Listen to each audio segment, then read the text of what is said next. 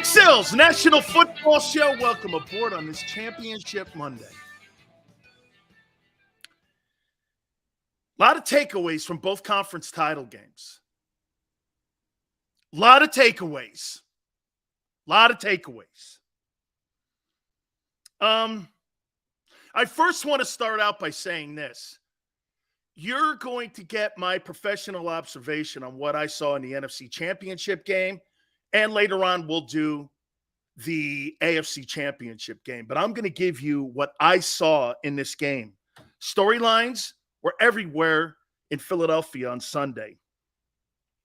I'm going to say this to you right out of the gate. You know, I listened to a ton of shows today and watched a ton of shows. I watched a completely different ball game than the majority of the people that were on radio or doing shows today. I watched a completely different ball game. I don't know how anybody can honestly sit there and tell somebody that the Eagles dominated the 49ers. If you take that 30-yard gift away from the referees, the 49ers held the Eagle offense at 239 yards in total offense. That's not dominating. They completely shut your passing game down. 100% shut your passing game down. I mean, it wasn't like you blew that team out. Turnovers, there were 3 of them for San Francisco. But here at the end of the day, the guy who won that game for Philly is Hassan Reddick, and I couldn't have been more wrong about a football player than in Hassan Reddick. He is a human bullet. I'm wrong, 100%. What a dynamic force. You know, I don't think I've seen anybody that disruptive, that small on the perimeter. James Harrison's not a small guy, but man, he was absolutely incredible on the perimeter, and he won that game. The Eagle offense was awful. Jalen Hurts was awful in the game. Like I said, the 30-yard gift, he throws for 93 yards. He was somewhat effective in the run game. I actually think he's hurt still. I mean, you beat Josh Johnson and Christian McCaffrey at quarterback for San Francisco. Albeit, that's not the Eagles' problem. San Francisco was in a physical game with a physical defense that absolutely showed up. Eagle defense, I thought, was great. C.J. Gardner and Bradbury, it is essential that you re-sign those players. Essential. They are spectacular, along with Reddick. Just spectacular. I thought Sanders ran hard. Reddick was completely amazing. And on top of that, Javon Hargrave was great. Javon Hargrave was absolutely awesome. Hey, Tone, can you do me a favor? I missed the super chat. Can you please put it up here for me? I want to make sure that I get the first super chat I missed. It's something about teams, opposing fans coming to town and putting their gear on. Rocky every time we see the results. Give me the second one there, please. I missed it. I want to make sure we get to everybody, especially since you spend the money. Congrats, Dan, on being given the privilege of covering a Super Bowl team all season. You're right. May 10th, if you go back at JAKIB Sports and you go back to my show, Anton, I predicted it May 10th. May 10th. Show me anyone else in the Philadelphia area. Show me anyone else nationally that said the Eagles were going to the Super Bowl. I said it. To be fair, you were only dead wrong for the first month. You did start acknowledging Reddick playing well. As soon as they got Sue and Joseph, it really started turning around. Bosa had 2 tackles for losses, almost got a safety on Lane. Like I said, the Philadelphia offense was brutal in that football game. They were brutal. Got the numbers to back it up. Nobody over 100 yards in anything. Quarterback was 122. Hurts ran for 42 yards. Didn't even have 200 yards of total offense. You didn't have to do anything. Let's go to the numbers. Let's take a look at what actually happened in the game. The Eagle defense held the 49ers to 45 plays. You're winning. I told you. And just to prove a point, the Eagles, who were 4th in the NFL on third down, were held to 5 of 15. 49ers did a fantastic job against the Eagles offense. I don't know what bullshit people are telling you. That offense was stymied. 269 yards in total offense. Okay? The 30-yard gift means that you had 239 yards of total offense. You think you dominated San Francisco's defense? Where? You had 148 yards rushing.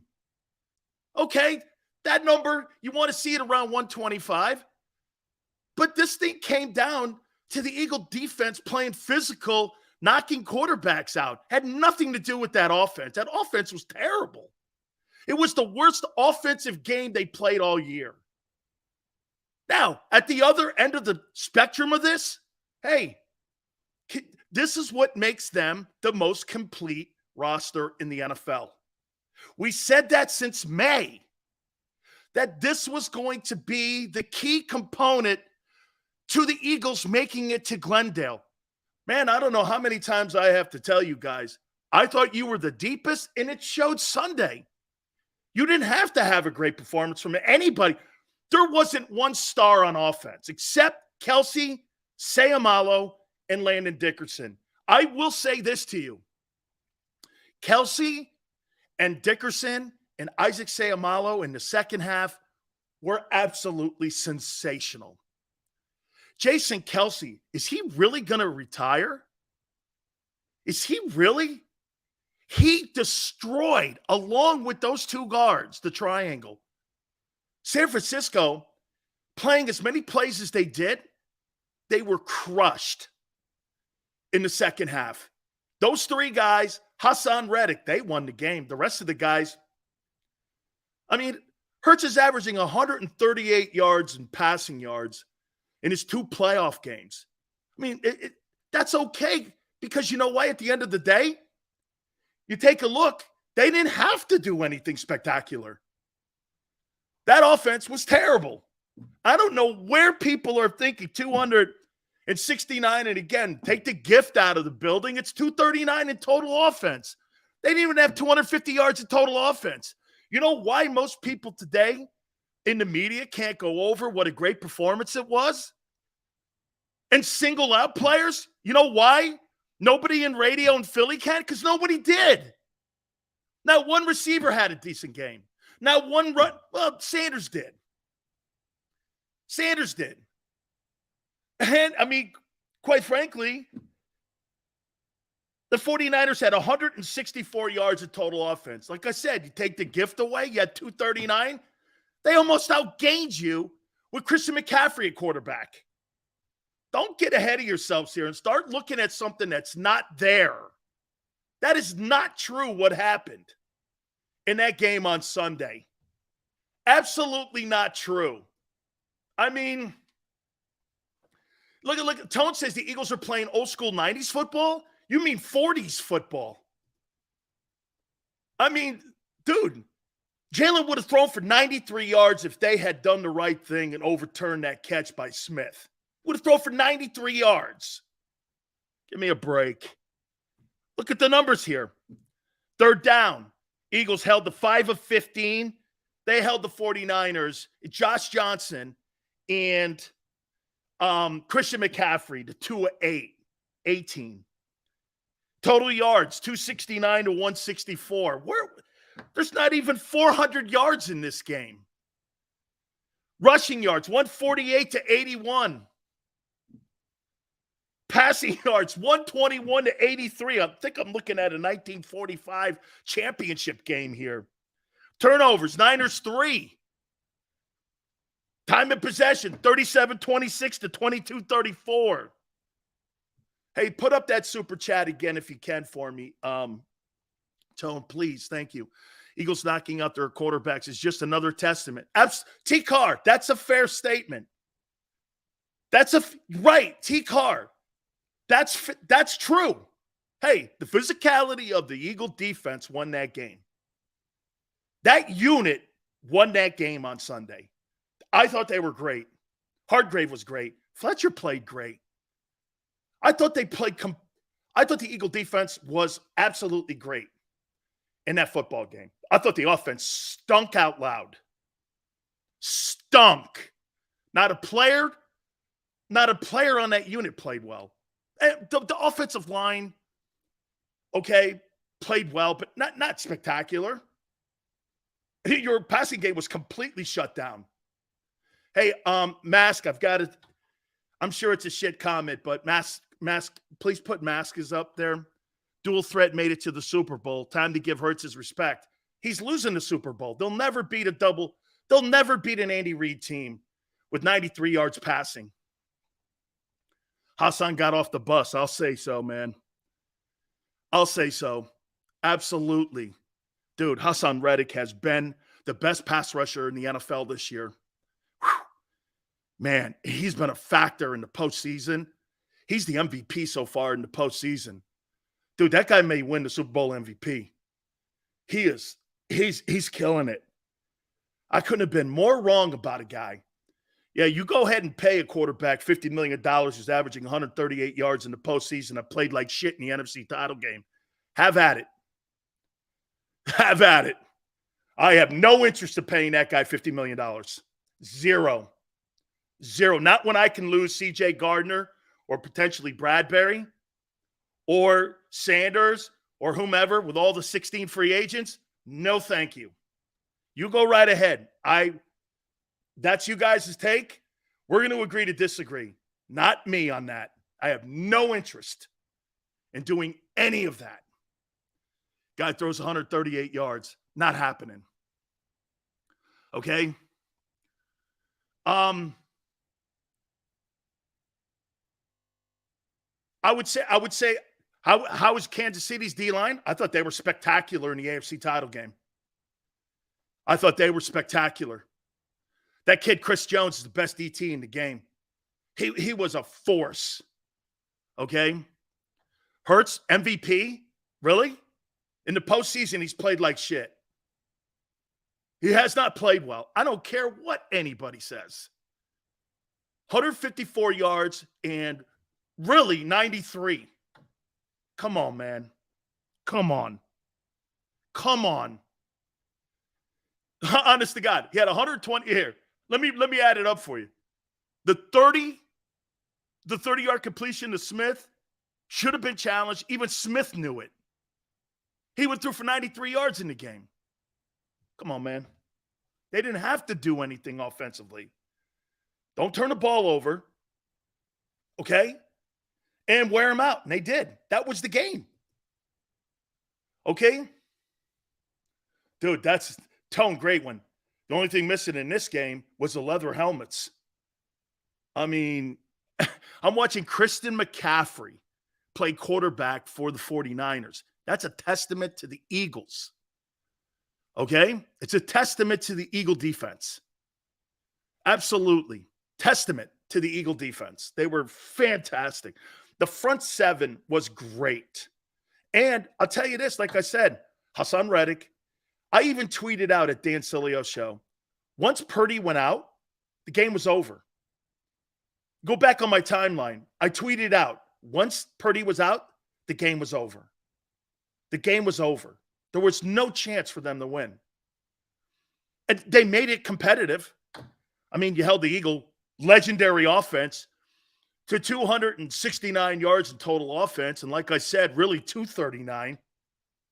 Wasn't like you dominated this team. The turnovers destroyed them in the penalties. Facts. And by the way, what did I say? Run at Bosa. That's what they did. You said it yourself, Sills. He still hurts. Hey, I'm just saying, man.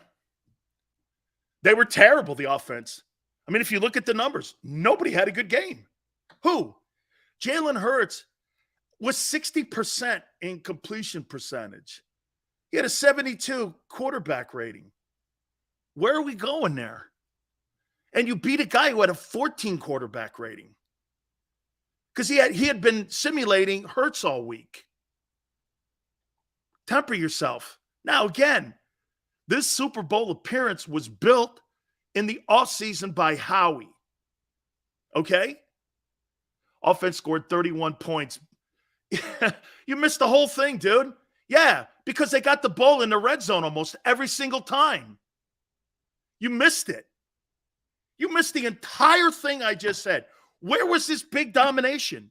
269 yards? You had no passing game. The 49ers completely shut your passing game down. Completely. If you couldn't, again, this is what makes Philly a very difficult team to defend. We've been saying this all year. When something doesn't work, and traditionally all year, both have worked. I think Hurts is hurt. JT goes no passing game. Yeah, 93 yards passing is not a passing game in an NFC title game. Yes, 0 passing game. 154 yards in game 1 and 122 in the second game is not a passing offense. Okay? Time of possession, that's a result not of passing the ball, of running it. You're a running team. You have a running quarterback. The only way Jalen Hurts was effective in this football game, in the NFC title game, thank God, yes, was because he could run, not because he could throw. He was terrible. Hurts had a terrible NFC title game. That's not one you write home about. 15-25, 121, no touchdowns, no picks, 70 quarterback rating, 60% completion percentage. Traditionally doesn't beat good teams. But when the good team loses their quarterback because of the great defense of Philly, the depth of the roster again. Sorry, guys, that's how I saw it. Philly's depth won that game, and their defense and Hassan Reddick. That's what won that game. That offense, that was their worst outing of the entire season. Care what you say. Who played well? How about we do this? What guy on offense do you think played well? What guy played well? Name me one guy that played well on the – hey, Tone, one guy, a skilled guy that played well on offense for Philly. And if you could – who played well? A skilled guy, not an old lineman. Who played well? Sanders. Okay? Sanders. Okay? Sanders. Stats, Philadelphia 49ers NFC Championship game.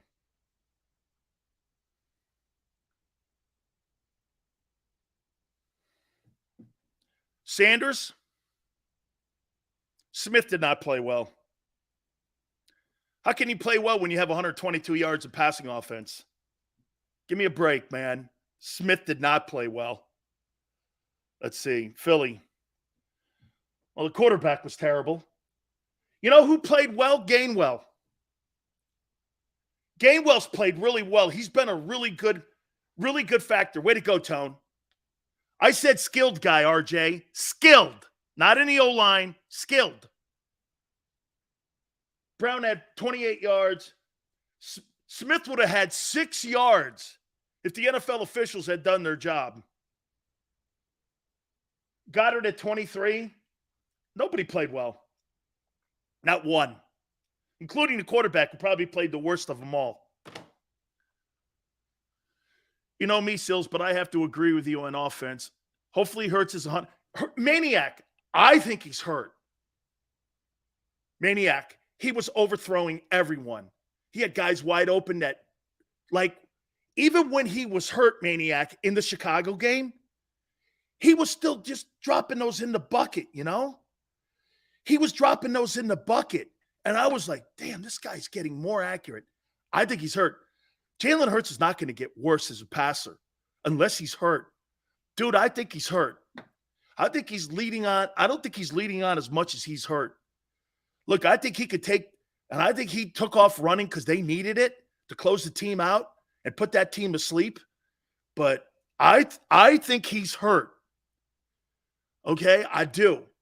Now, these next 2 weeks, I think he's going to be able to try to get a little bit more healthier. But I think listen, I am not telling you that Jalen Hurts is getting worse as a passer. And not in any way. I think he's hurt. I do. I think what D Gunn said a couple weeks ago, that they're not leading on how bad it is. I think he is. They have the best defense in the NFL. You aren't always going to look great. Play ball control. Hey, I thought their defense was spectacular. I thought their defense was spectacular. The Eagles. Hassan Reddick, man. Wow. Human bullet. He's the best pass rusher that the Philadelphia Eagles have had since Reggie White. Man, holy shit. Dude, he's getting to the passer. He's wreaking havoc. I'm telling you, man, he is something. I couldn't have been more wrong about it, dude. Man, dude, force. Okay, elite. Tony even goes, the Niners defense is as advertised. I'm definitely saying that much. And you know what? I thought they wore him out in the second half. But how many times did Jalen not be able to get out wide or anybody else get out wide in the first half of that game before they wore him out? They couldn't get wide. They shut him down completely in the first half. I mean, seriously, think about it. The 49ers had no pass. The Eagles had no passing game. None. There was no passing game. Zero. Completely stuffed them. And that was the weakest part of that team. And by the end of the game, the Eagles, with their talented O-line, took control of the game. It wasn't the quarterback. It was the O-line that took control. And they beat them. And this is what I have been telling you. And Tone, you've been hearing me the whole time. That this football team's depth was going to be a factor throughout the season. And that NFC title game, you saw it. You saw it. They were stuffed in the passing game. Stuffed. Dual threat? He was no dual threat in that game on Sunday. Jalen Hurts was terrible in the passing game. Terrible. Terrible. Okay? The running game won that thing. Was that the game the Eagles needed? Here, I'm going to say this to you. I'll say this to you. The Eagles have the better roster going into this Super Bowl than the Chiefs do. Okay? And they can beat you more ways. The Chiefs have no running game. And if you don't have a running game against Philly, you are going to be in some trouble. You need a running game. That's the only way that Niner team stood in there. The tone was set with Fred, got that. Hey, CeeDee, that's a great observation. That's a great observation. When Sanders put that cutback on him and knocked him on his ass, CeeDee, dude, the two tackles, I was wrong about San Francisco. I thought they may be better than what the Eagle T tackles were. No way. Absolutely no way. No way were they better. Hard to pass when receivers getting help every play. I'm not sure what that means. The penalties were 11 for San Francisco. Sills, the San Francisco D was ranked number 1, right? Not number 31st, right? Does the San Francisco defense get any credit for a strong game? This was the number 1 D. Why are you expecting the offense? The offense didn't exploit the Niner defense. That's not a true statement. Like I said, you were held to, in theory, 239 yards in total offense. Sorry, man. I don't know, man. RB Pacheco is a speed or something. I just don't think they have enough physicality in the middle there to take down the Eagle defense. You need a running game.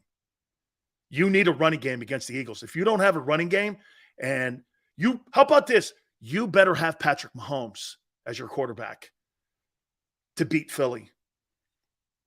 You better. Travis Kelce, too. It keeps you in the game. Those two guys keep you in the game because I don't think they have a good running game. I just do not. And I kind of was just jabbing you a little bit. The Chiefs to beat the Eagles? I don't know. Sills, after they took the quarterback out, there was no need to pass on the 49ers. It was just run the clock out. But they didn't just run the clock out. I mean, and get this. Why wouldn't Kyle Shanahan take a knee going into halftime when you have a quarterback you just put in and he drops it? It would have been 14-7. That's a Kyle Shanahan fuck up. Why wouldn't you take a knee and regroup, especially after that 17-yard completion across the middle? Here's a prime example of Kyle Shanahan thinking that he's going to make magic out of a fourth-team guy in an NFC title game. Why wouldn't you take a knee after that completion? Instead, he puts the ball on the ground. The Eagles get the ball back, and they go down and score. Unbelievable. Why would you just lost your quarterback. You put Josh Johnson in. I thought that was a coaching error. Get into halftime. You're down 14-7. Shit, if you would have told me that after you lost Brock Purdy and you're at the halftime 14-7, I would have said you're going to win the thing. Instead, Kyle Shanahan pulls a Kyle Shanahan. Dude. Yeah, well, Will, your quarterback played like shit. I wouldn't be tooting about Purdy getting hurt. Your quarterback was terrible. Terrible. Dude, what in the world was Kyle Shanahan thinking there? It just made no sense. Kyle got the quarterback hurt trying to block Hassan with the tight end. Another great take by you, CD. Dude. Man, you've got to chip guys like him. You got to chip dudes like Hassan Reddick. He's a smaller guy. Do you think Reddick can get to Mahomes this game? I do. I don't think Orlando Brown is who he says he is. Okay? Orlando Brown's best days are behind him. Sirianni wouldn't even have done that. Maniac. I'm saying this to you guys right here. Orlando Brown's not that good. I'm sorry. Mahomes makes him better because he moves around. Mahomes does shit I've never seen a quarterback do. He's a magician back there. Still, they don't have the roster that the Eagles have. They just don't. You can line up every unit, wide receivers, line, D-line, linebackers. Well, they've got Chris Jones, but then who else? Their secondary's okay. I don't know. I don't see it. I don't see where Kansas City, outside the quarterback and coaching, that's better. Seals, do you think Hurts will win the Super Bowl before? No. I think I listen. GT, the Eagles should win this. The Eagles should win the Super Bowl. Okay. Hey, I missed the last super chat. If you could please put that up there for me. I don't want to miss anybody, especially when they pay some money. The second one, Tone, Jalen was great, just exactly what we needed. He sucked. Not true. Don't tell yourself a lie. I'm here to tell you the truth. He was terrible. Okay? He was terrible. The Eagle defense won that game. And the interior of their old line and their running attack won that game. Nothing to do with passing. Zero. Nothing. And, again, pretty hard to play an NFC title game without a quarterback. That is a testament to the Eagle defense taking him out. Hey, just because you don't have a quarterback, that's not the Eagles' problem. They played a physical game with you on that side of the ball, and they took you out. It was two physical defenses. You did not dominate the 49er defense. You know, you can hide it with the 31 points for sure. But at the end of the day, it was turnovers, and they held your offense to 239 yards in total offense. Wasn't like you blew anybody's doors off. Don't lie like that. Don't lie like that. It's not true. You think 239 yards of total offense, actual 239 yards total offense, is a blowout of a team. I don't know what you're looking at, especially when you were 5 of 15 on third down. I don't know what you're looking at. Okay? Howie, I'm not just looking at the stats. I'm looking at actually what happened in the game. There wasn't a lot of offense by the Philadelphia Eagles in that game. Where? Miles Sanders probably played. Well, of course, because that's what you do. Okay? The defense was the two. I'll tell you this, too. Fletcher played great. You know, Fletcher Cox may not be the same guy, and he's surely not a 14-4 guy, but he's playing better since they got them other two guys. Remember we said he played better? Hey, Tone, I'm sorry. They're going fast. I missed the first super chat. I want to make sure I get it. Sills, you said yourself, whoever established the run was going to win. And that's what happened. I missed the first one. Yeah. I missed one of those. I want to make sure I get it up there because these guys pay, and I promised them I would always do that. Yeah, I missed one of those super chats there, Tone. Defense wins championships. That's a fact. So the dual threat quarterback who's least accomplished going into the postseason is now on the last lap. Yeah, I said they'd make it. I didn't say anything about passing. I said overall he was great, exactly what we needed him. Okay, we agree to disagree. He was a non-factor in that game. I shouldn't say that about the Eagles not winning it. I shouldn't say that because Mahomes is going to have to play special, I think, to beat the Eagles. Okay. Where was Bosa? He had 2 tackles for losses, almost sacked the quarterback for a safety. Where was Hurts? Guy played his worst game of the year. He was terrible. He was terrible. He didn't play well. The Eagle defense was running around like their hair was on fire. They were great. I mean, dude. Yeah, I got you. I Tone, it's all good, man. Thank you. Who cares? We beat them 31-7 and we're in the Super Bowl. This is weak as hell. Well, that's your opinion. Thank you for your opinion, though. The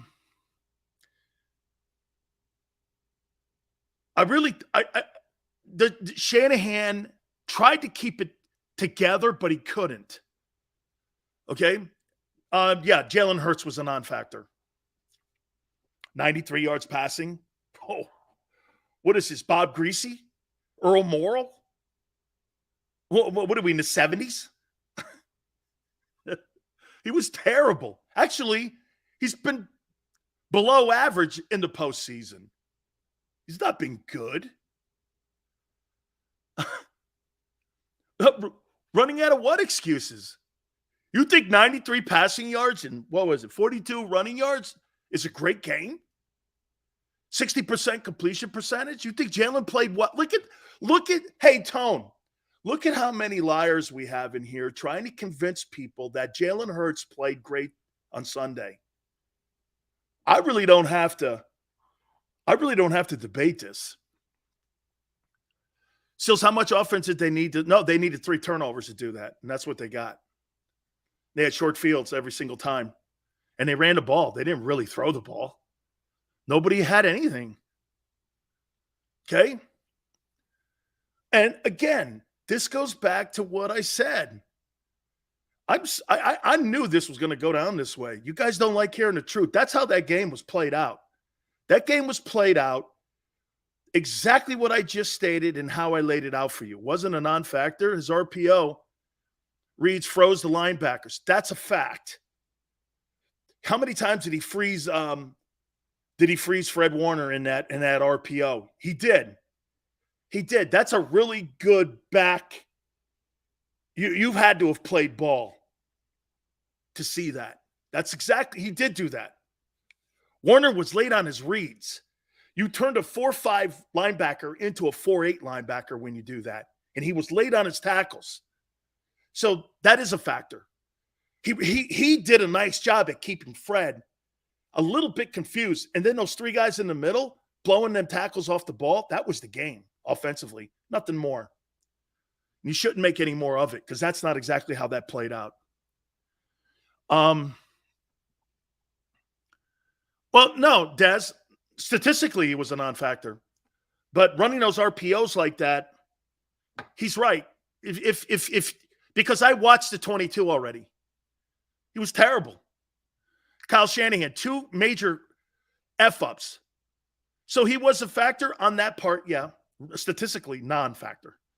I would say this, Shanahan, again, 2 major coaching blunders. I get it. He lost his quarterback. Bro, take a knee. Get in the locker room. And then putting a tight end on Reddick. Come on, man. You had to see he was picking up steam. You had to see that. It was very, very poor decisions. You needed to play a perfect game after Purdy went out. Okay? Sills, all I care about today is trolling Niner fans across the world. Jalen looks rough to deep balls. That was a team win. That's all I'm saying. Just shows you how good the roster is. When your offense plays like shit and your defense gives you the ball in enemy territory, that was totally the game. Fantastic job on their defense. Their defense, led by Hassan Reddick, was a force. 3 turnovers in the game? Absolutely. Knock 2 quarterbacks out? You can't get any better than that. But to sit there and tell me that the Eagle offense, there's not one player that dominated anybody statistically from the offense on a skilled set when it came to Philly. Quarterback stunk. Receivers were below average. Tight end didn't even become a factor. Nobody. Sanders was. And Gainwell. Sanders and Gainwell.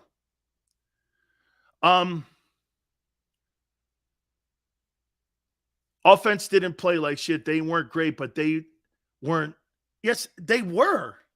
239 in total offense. You think it's a good game? 239 total yards. You think it's a good game? Now, I'll say this to you. I don't think that the Eagles are going to play a 49er defense when they take on the Bengals. I do not. They are not going to do that. Okay? That Kansas City defense showed up and played very well, but I don't think Kansas City has, again, the running attack. I just don't think they have the running attack to hang with Philly.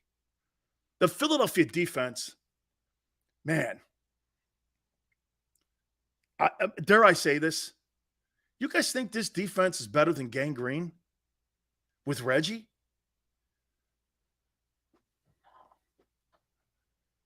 You think this defense is better than the Gang Green defense? Fly, I don't think Kansas City has. I think Chris Jones is great. Okay? I think Chris Jones is great. But I don't know if they got anything else. No. Technically, Brian, man. Dude, you got almost 80 sacks. That's fucking iconic. That's iconic. Not good. Okay? Not good. That's iconic. 90 sacks is unheard of. It's like a college defense when you put those stats up. Man. Dude, I'm going to say it and I'm going to keep repeating it. I couldn't have been more wrong about a player in Reddick, man. Dude, what were Arizona and Carolina thinking? And in the first 7 games, he stunk. All of a sudden, he picks, and he's been on a tear. And by the way, I don't think it's a fluke. This is the 3rd straight year now. He's double digits, and now he's had an amazing post. I think he's got 3.5 sacks in the postseason. Dude, he's been the best player the Eagles have had in the postseason so far. He has been the best player. And I don't think it's even close. Okay? I don't think it's close. Sidney goes, a few more sacks coming. I don't know how Kansas City blocks that front. I don't know how they blocked that front. I really don't. I don't know how. Okay. Sills, I think you lit a fire on him. Dude, he was special. He's special. He's been special. He really. See, I'll always give kudos when a guy makes me wrong. He totally has. See? Yes. Yes. I'm wrong. Unbelievable. Mint goes, Mahomes is elusive. How elusive would a bad wheel? You know? How elusive would a bad wheel? 19 and a half sacks in 19 games played this season. Dude, that's Reggie White stuff. Dude, this guy is playing like Terrell Suggs and shit when he was on the Ravens. He's really special, man. Hey, Eric, I'm going to say it one more time, and I know some of you hear me, some of you don't. And some of you don't want to hear me. That's fine. I'm not debating with people who don't follow what I say. I think Hurts is hurt because you can't go from what that guy did. And Tone, you agree? You can't go from what that guy was doing all season long. And when he comes back after being hurt, he don't look at all like the same.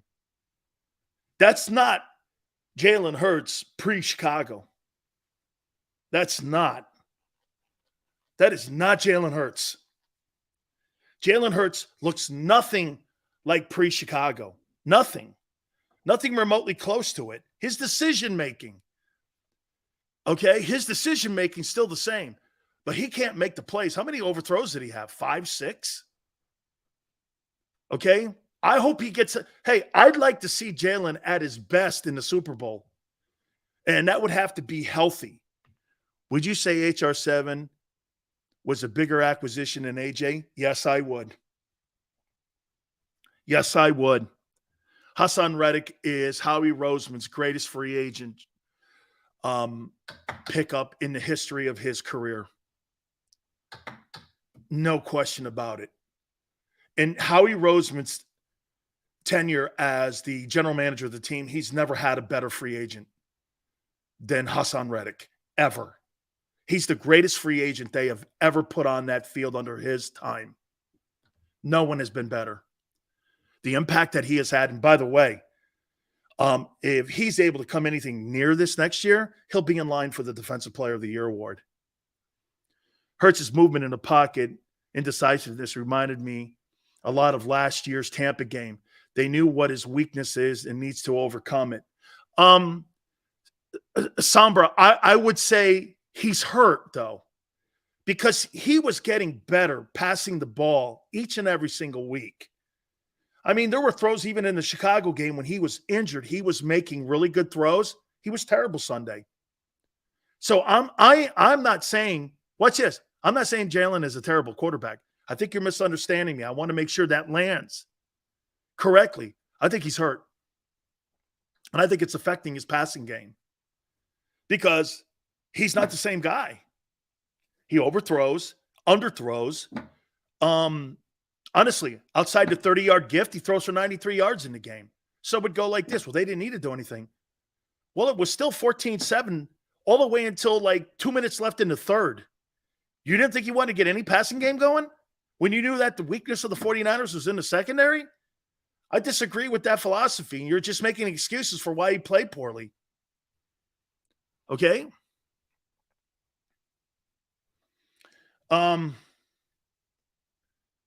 Let's see here. I agree that Hurts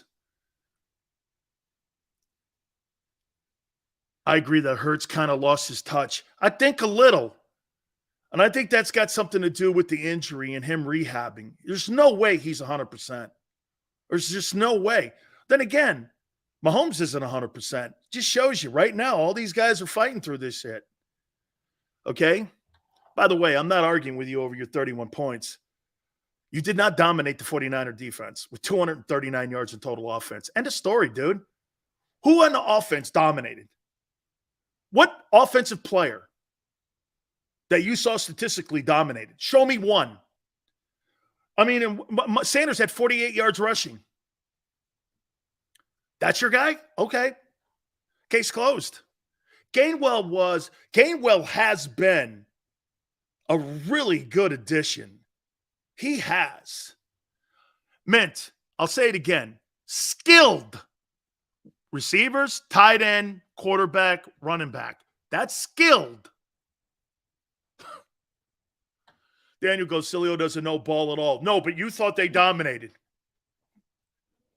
5 of 15 on third down. You dominated them when you went 5 of 15 on third down and 239 yards of total offense. Oh, yeah, with the gift from the rest, 269. Really, under 270 yards of total offense, you thought you dominated them. I'm not debating that with an idiot. How do you feel how the coaches handled the game, Sills? Great question, Tone. Gannon was great.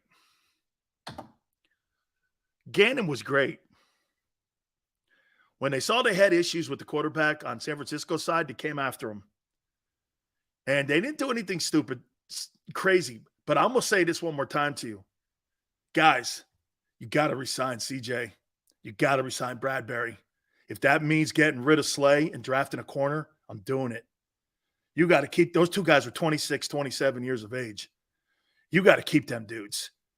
CJ Gardner-Johnson is a great football player. How the Saints dumped that dude.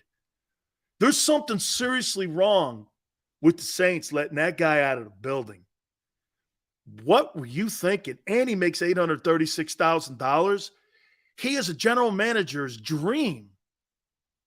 Dude, he was the second best player on the field for the Eagles yesterday. I thought Bradbury, man. Dude, that guy's not going to make $10 million. Both those guys are gone. Unless Howie comes up with 17 apiece, you ain't keeping both them guys. And with the cap only going up $16 million, you ain't keeping that team intact. Not remotely close, especially if you're going to start paying the quarterback. This is a one-year wonder, man. Okay? Guys are going to want to get paid. Nothing that Howie did. Good for him, man. He went out, got guys, and he got the right guys. I've never seen more free agents pan out in my life than in Philadelphia in 2022/23 season. I've never seen anything like it. Reddick panned out. Bradbury panned out. Dude, do you remember too? Think about this for a second. Am I right, Tone? Dude, they got like CJ like 10 days before the start of the season. They got him 10 days before the start of the season. And not only did he go out and be the co-interception guy in the NFL, but he's been a force. Dude, he's a hell of a ball player. I think the players of the game, in my opinion, in that title game, I think the players of the game, it was Reddick, it was CJ, it was Bradbury. Dude, I think Hargrave played exceptional ball. Javon Hargrave may be the most underappreciated football player in the league. How that guy's not on the Pro Bowl roster is an absolute travesty. Dude, he was really good. He was really good on Sunday. I thought Jason Kelce played his best ball game of the year. And I would also say this to you. I'd do everything in my power to beg him to come back. You can't play like that and retire. Dude, he's freaking great. Great. Sayamalo played his best ball game. Dickerson, before he got hurt, was awesome. Do you think it was a lack of execution, bad play calling, or the Niners' D that was the cause of the struggles in the first half, or a combination? I think it's a combination of all that. Okay? 49ers were playing great ball, man. They stuffed them in the first half. They stuffed that Eagle offense. Stuffed them. I mean, there were about 4 or 5 3-and-outs after the first drive. I mean, they totally stuffed them. And they couldn't. What the key was that San Francisco didn't allow them to get wide on them and break down the perimeter. And they kept that intact. They lost their integrity in the third and fourth quarter. If you watch the game, I watched the 22 this morning, and it was in the first half. Philly couldn't get out wide. They ran him to the sidelines. Bosa did a great job by not taking the fake and going down early in the game. As the game went on, it wore him down, and he started going down, and they started getting wide on the perimeter. Plus, then you add the penalties. Now, here's something the Philly side of that with the penalties. As the second half started coming up, and you started seeing the penalties more, that's because San Francisco was gambling more. They had to jump routes. They had to do things on the wideouts. And the reason why potentially those offensive numbers are down is because of the 11 penalties. Remember something. This is something that I add that most teams don't add. The penalty yardage. Well, Eagles offense has to get credit for that too. Okay? Because there were plays where they were just holding the guys from not getting deep on them. So if you want to be technically correct, the Eagle offense pushed them into 11 penalties because they had to gamble. When they saw their quarterback out, they had to gamble. They had to. And by the end of the game, again, when you have so many plays and you've been on the field and there's been a ton of 3 and outs, I mean, like I said, do you understand that the 49ers had 43 plays offensively? Dude, that's like 4 series. 43 plays? You can't kick a field. You're lucky you could even – I can't – but that run by McCaffrey was special. He's a special ball player. 80 yards and penalties? Hey, that's, a lot of that also is what the Eagles were doing offensively, pushing them. And San Francisco had to gamble. That's why the whole thing with Kyle Shanahan, he gets that completion with like 134 left. Eagles had 2 timeouts, getting ready to go into the half. Instead of taking the knee after you get the first down, what's he do? He drops back again with Josh Johnson, who's been on 1,000 teams and in more leagues than me. And he puts the ball on the carpet. The Eagles are in a short field and they go, I mean, you question that. Along with putting a tight end on Reddick. You were like, I don't know, man. Okay. You mentioned the Niners lost discipline in the second half. Did the Eagles' offensive line have the same effect on the Niners, just the same as the Niners' offense had on the Cowboys in the divisional round? That's exactly what went down. They kept pounding away. They kept pounding away. And for whatever reason, they did not want to have any turnover play. So what did they not do? High turnover plays are what? Passing. They refused to throw the ball. They didn't have to. San Francisco was no threat. No threat in that game. But what they wanted to do was methodically wear them out, and that's what they did. Actually, what's his name was talking to me about the coaching and how they handled it. This is what I saw from Sirianni and his coaching staff.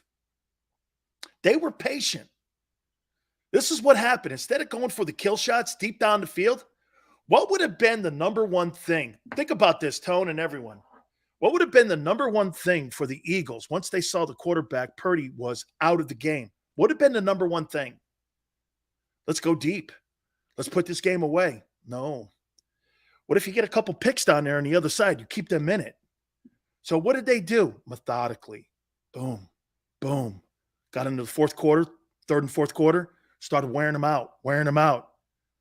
That's where the game. They kept their patience. Steichen, Sirianni, and Gannon, they kept their patience. Instead of getting ahead of themselves and emotional. Dude, when you see 2 quarterbacks knocked out of a game, I would be emotional on the sidelines. I'd be like this. We got these efforts where we want them. We got them where we want them. We got this team right now. Let's go for the kill. Now, why would I throw passes down the field? Why would I go like that? They can't beat us with Christian McCaffrey and a one-arm Brock Purdy. They can't. They cannot beat us. So they methodically wore him out. And they didn't have to do anything special. They weren't special offensively. They were not. They were not special. Nobody really was special on offense. The defense was spectacular. I mean, the pressure on the quarterback. Man, Hassan Reddick is he's just killing it right now. You know what, too?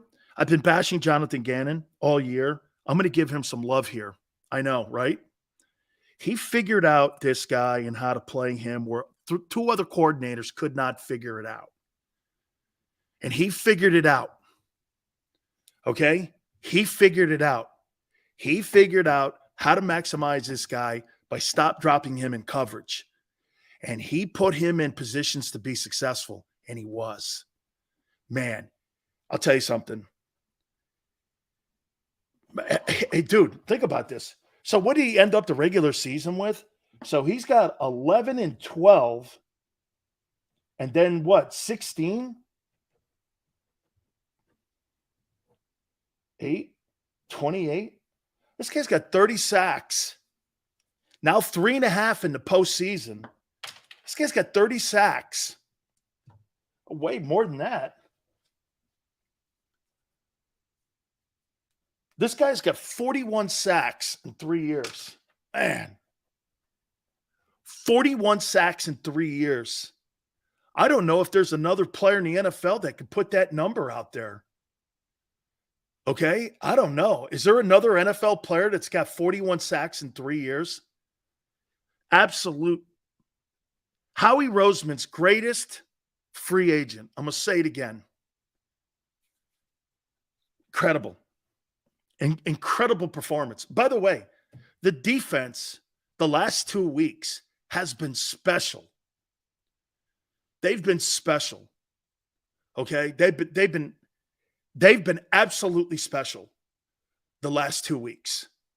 Jonathan Gannon has to get love for that. So, do I like his style? No. But you know one thing about the coaching staff that was pretty apparent when we watched him on Sunday? They were really patient with the game. They knew they had them. Let's not get crazy and do crazy shit in the game. They won that game with great defense, situational play calling. They did some really good things. The coaching staff should get kudos. And I'll say this to you about your owner. Okay? I'll say this about your owner. Do you know since Andy Reid that Jeffrey Lurie has not had a losing coach record-wise in that organization? And there's been 4 different coaches. Reid, Chip Kelly, Doug Peterson, and now Nick Sirianni. Not one of those coaches has a losing record. That's a testament to hiring the right people. Not one of those coaches, even Chip Kelly, who's the lesser, obviously, of those guys, had a winning record in Philly. Okay? Every one of those guys. Braun, Hurts was awful. So far in the playoffs, has the coaching staff met or exceeded your expectations in terms of their poise in making decisions? Did you expect more mental? No, because again, I'm gonna give you a stat here, and I mean, let's take a look at this. This is the 4 easiest paths to the Super Bowl in the last 25 years. The number 4 Seahawks. This was the 2005 Seahawks. You went against Washington's Mark Brunell. No, Seahawks went against, the Seahawks went against Mark Brunell and Jake Delhomme. Number 3, the Patriots, 2017. They went through Marcus Mariota, Tennessee, and they went through Blake Bortles. Number 2, the Patriots, 2001, went through Tebow and Joe Flacco. And the number 1 team that had the easiest path, not your fault, it's an observation. You went through Daniel Jones, Josh Johnson, Christian McCaffrey, and a one-armed Brock Purdy. Fantastic. It's not a rip. Least amount of resistance to get to where I want to go. That's not a rip. It's an observation again. And they've taken complete. This is why Howie pushed all the chips in. It's not a rip. And by the way, that's not your fault that the Giants don't have a better player quarterback, or that the 49ers, and by the way, that was a factor on what you did to the 49ers by knocking that guy out. It's not a rip. It's an observation. Who cares? Now you got to play Andy Reid and Mahomes.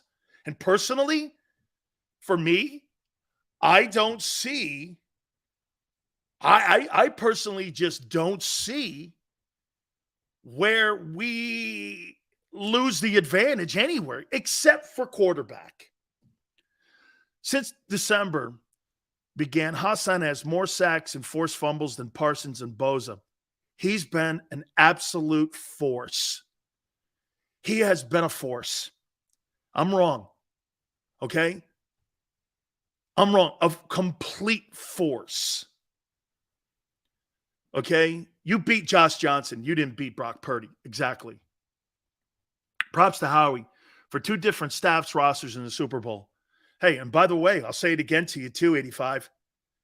Look at what the Eagles have done since 2000. The Eagles have been to 3 Super Bowls, and the Cowboys are still sitting there talking about why they're not getting there. And I'm going to make something else. I'm going to make a point to you too about the Eagles. And I never realized it until right now. And this is some props to Howie. Okay? Excuse me, GT, you guys. This is some credit to Howie here. You know that what the Eagles are really great at with that front office? They're quick to move off shitty moves and shitty decisions.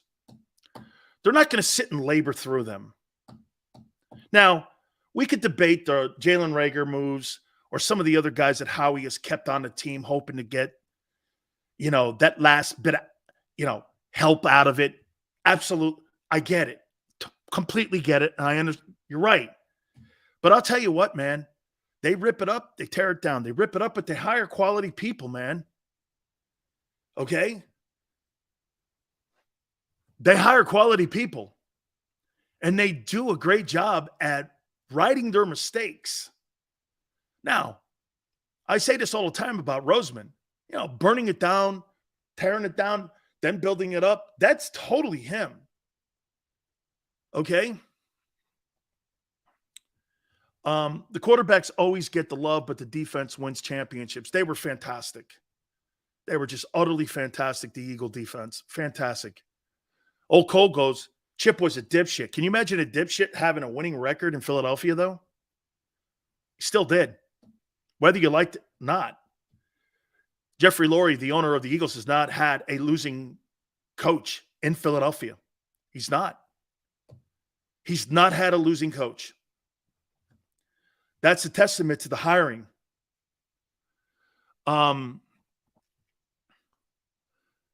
Sills, is pissed because he's been wrong about the Eagles. William, how would I wrong? Go back. I said on May 10th, you're going to the Super Bowl. I said on May 10th. I posted it on my Twitter page, May 10th, 2022. Go back and look. I posted the actual show where I said the Eagles are going to the Super Bowl. Not been wrong. I've been actually right. My prediction came true. Okay? My prediction came true. And I said you would get there because of your roster. Your roster did exactly what I said on Sunday. You don't have to play great games because your roster's so deep. You're wrong, dude. Okay? I'm not going to give Hurts credit. He sucked out loud Sunday. Gardner Minshew has now played in more NFC championships than Dak. Funny. All right, I got to take a timeout. Don't I, Tone? I got to take a timeout here. All right. We're going to look more in depth at this game. I'm going to go through some numbers here, and I'm also going to do this. Holy cow, I forgot to get to the topics even. NFC title game, some of the key moves in that. Also, Jalen Hurts and what they're going to do with the future. Now that the salary cap is only $16 million, what do you do? Who goes? Who goes? Who goes and what do you do with Hurts? He's got to the Super Bowl. Albeit he didn't play that great in the post. He's not had a good postseason. He's not. What do you do? Hit the like button. Keep it here on the National Football Show.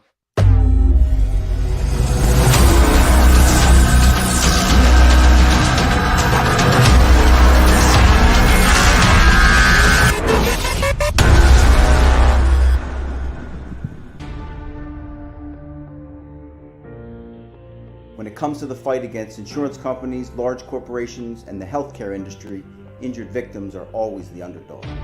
But that doesn't worry us. At Messa & Associates, we're an injury law firm from Philadelphia, and we come to fight. Our clients know that they've got representation with a chip on its shoulder, and it's the same chip that makes Philly the toughest city in the country. Call 215-568-3500 or visit us online at messalaw.com. Messa & Associates, the toughest injury firm in Philadelphia. Go for the beers, go for the cheers, go for the hit and the hits, go for the scene, go for the screens, go for the gallery, go for the win, go to Ocean. Jeff D'Ambrosio doesn't need a special event to appreciate his customers. Jeff shows his appreciation to them every day of the year. Jeff makes sure to stock more new inventory than anyone and guarantees prices and payments that nobody can beat. There are so many reasons that thousands of customers know Jeff is the easy, friendly place to do business. More for their trades, no judgment zone for credit issues, the best, most reliable service department in the country. That's why I like Jeff, and I know you will too. Jeff will satisfy you every day. Jeff D'Ambrosio, Destination Downingtown, Owner Appreciation Event. Weather forecasting is a team game. We rely on each other every day, updating the models and passing along new critical information. We have a team of 5 experienced meteorologists and a specialized weather producer, Paul. Say hi, Paul. Sometimes what I see in the model, Cecily could see something different. That's when we come together as a team to make our most accurate prediction. And all of this backed by more than 100 AccuWeather scientists. It's a team game. And we have the best team in town.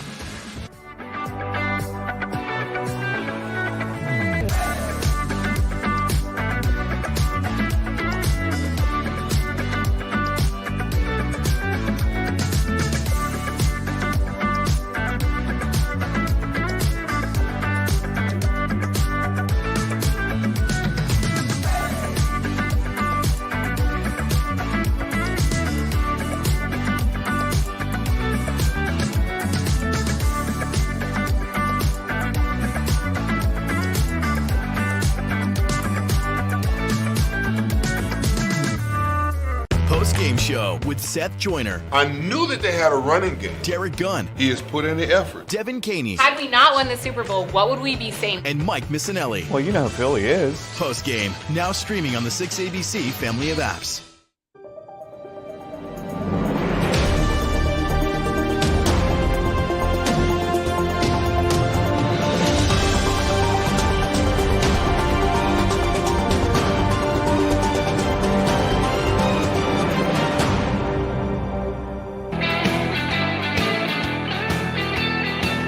Bill's National Football Show. Please hit the like button. Can you imagine lighting up the Comcast Center?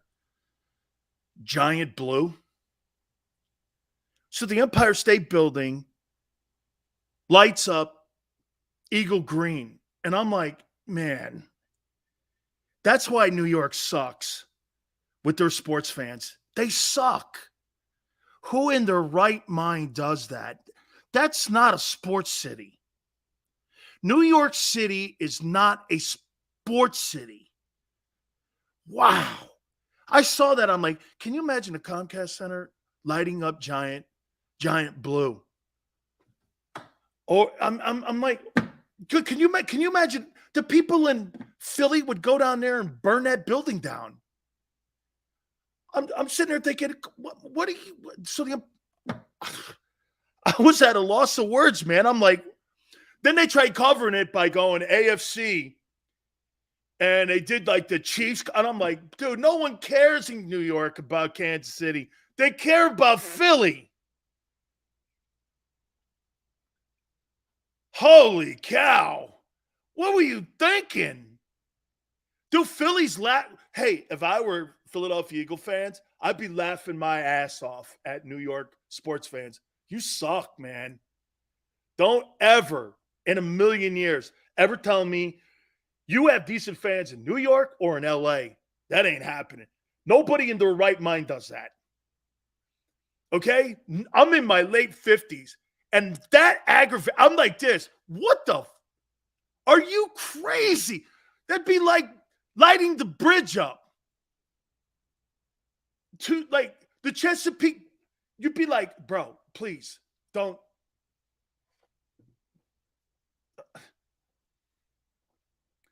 Dude, Tone goes, New York has no self-respect. I agree. People in Philly must have just started laughing, going, you ain't seeing that here. I don't give a shit whether you like us or not. You ain't getting that respect here, guy. We got to play you with the Sixers, the Rangers, the Islanders. We got to do all that. That's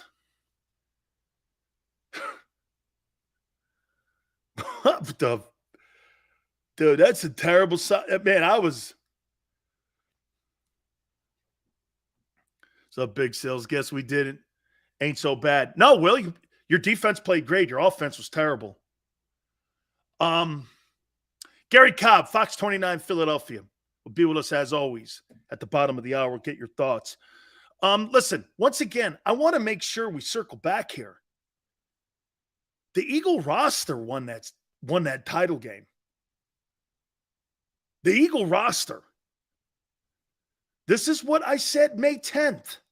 May 10th of last year. May 10th. May 10th. The Eagles are going to win the NFC Championship because you have the best roster and the deepest roster in the NFC. Okay? And we're here. My other predictions wrong. The Bills, they got beat by Burrow. Okay, fair enough. But I didn't think there was any competition in the NFC. All the teams stunk. And it turned out to be true. The Rams stunk. The Bucs stunk. When Rodgers and Brady didn't have a team around them, there was no competition because there were no other decent quarterbacks in the conference. Okay? That's how it played out. That's how it played out. Again, the stars of the game in the NFC title game were Reddick, Sayamalo, Jason Kelsey, Landon Dickerson, C.J. Gardner, Bradbury. By the way, if I am the Eagles and Howie Roseman, I got some really tough decisions to make. I don't think Slay's part of my future. I don't think he's part of my future. I try trading him in the offseason, why I can. And then I would draft a corner. Okay? And be cheaper there with a rookie contract so I could keep Gardner Johnson and Bradbury. Because don't lose both of them. What you're trying to do is this. You're trying not to lose both of them. And if you have to give one of them up, give the older guy up. Eagles still have 2 first-round picks after all of this is wild, unbelievable, and a 10th pick, which is even crazier. Okay? Vlad, that's my point. Vlad is kind of like echoing my whole take. Hurts didn't need to play well. He didn't. And why they won?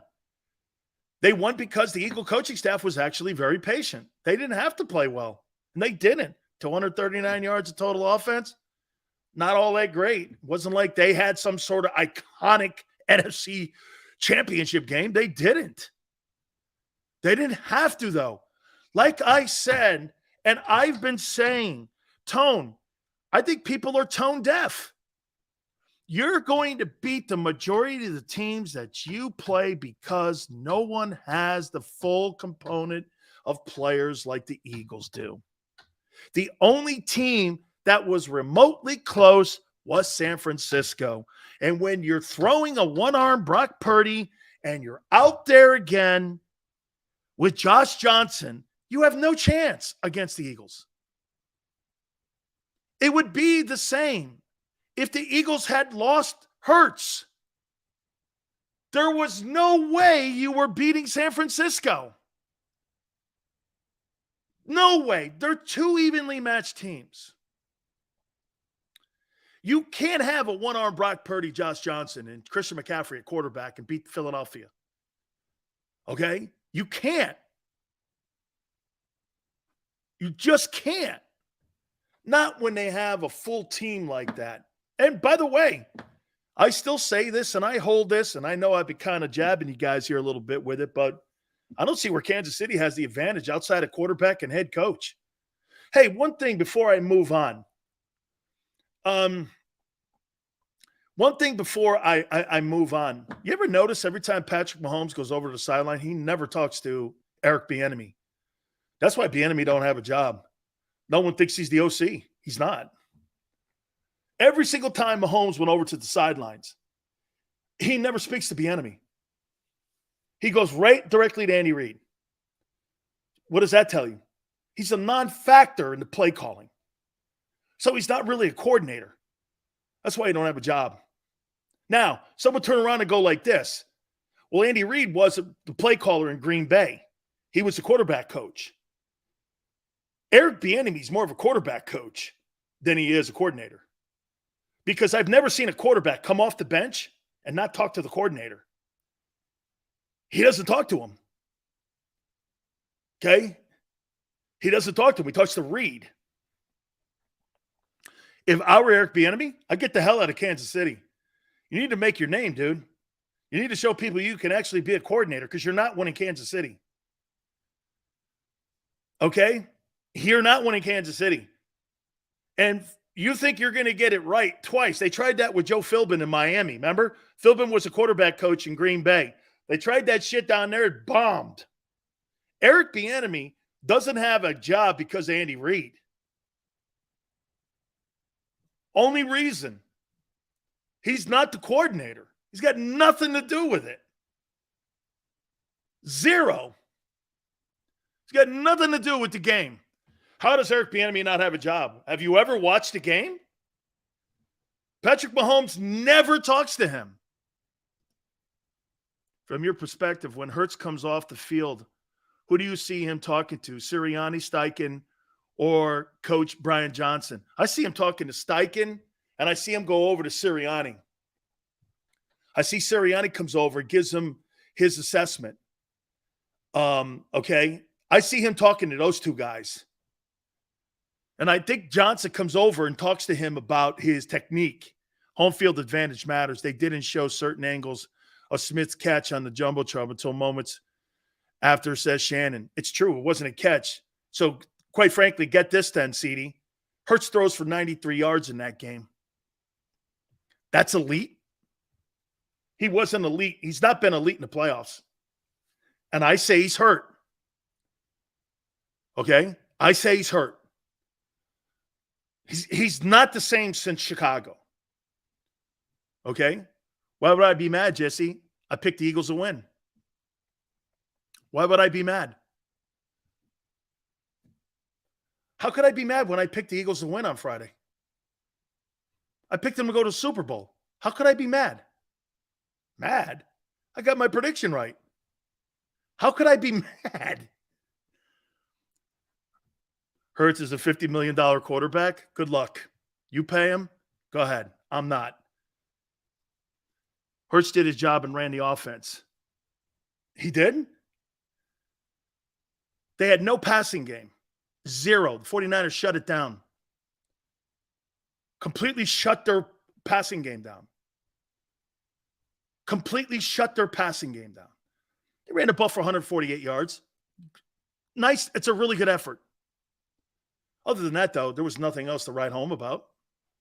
Nobody had a great game. Sanders maybe, Gainwell a little bit. Receivers all were taken out of the game. All. You did not dominate the 49er defense. Where? The 3 turnovers by the offense? Okay, short field. You got to read more into what that – you're not watching the game. I saw a completely different game than all of you. Okay? That's not dominating like we saw the Eagles dominate teams where they put up 400 yards or 470 or 268 and run. That's dominating a defense. 268 yards on the ground. There was none of that in this game. None of that. Nobody. Who dominated who? Where? I got the numbers. Here's what the 49ers did to you. Held you to 5 of 15 on third down. You're fourth in the league. They stuffed you. Held you under 275 yards in total offense. You really had 239. You had 120 yards passing. 93, really. And you had 70 plays to do all this. Not a lot of production. We match up better again. Hey, can I get we matter better against? Thank you. We match up better against the Chiefs than the Bengals. We can move the ball on them. This isn't the Niners. Completely true. Not one of those teams in the AFC Championship game. Okay? Not one of those teams in the AFC Championship game. Not one of them has the defense the Niners have. I thought San Francisco played great. For what they were, Sills, I told you Reddick would have a game and better than Bosa. I'll ask you again who on KC's blocking Reddick. Breed. I don't know. It ain't Orlando Brown. Dude, it ain't Orlando Brown. I'm sorry. Orlando Brown is a big mouth. And I don't see him playing. He's not Orlando Brown. Was he with the Browns or the Ravens? I think he was with the Ravens. He was better there than he's been in Kansas City. He's overrated and overpaid. I guarantee Orlando Brown's not on that team next year. I don't see it, man. Okay? I just don't see it. Explain the Eagles went into the end zone untouched multiple times. Yeah, second half they wore him out. They totally did. I said that. Completely. The Kelsey and Sayamalo and I would say Landon Dickerson, they were special. They were just absolutely special in that ball game. Don't forget, Gary Cobb's going to join us here in a couple seconds and see what he saw. He was at the game. Yeah, but once again, Hurts played terrible. And he really hasn't been great in the postseason. 154, averaging 138 passing going in. 15 to 25, 60% completion percentage, 121 passing, 42 rushing yards, 63 total yards. I mean, $50 million? Go ahead. I'll ask you this. Now that the Eagles are in the Super Bowl, all those guys that are going to be free agents, their contracts are going to be up. They're not taking hometown discounts. Maybe Brandon Graham. Maybe he takes a discount. The rest of them guys ain't. So, and it's only going up $16 million. Who are you getting rid of? Completely healthy Niners team and Eagles team, who wins? I still think the Eagles win. But I'd like to have seen that game. They kept it competitive. Some poor decision-making by Kyle in that game. But when Christian McCaffrey's throwing passes, you know you don't have a chance. I shine.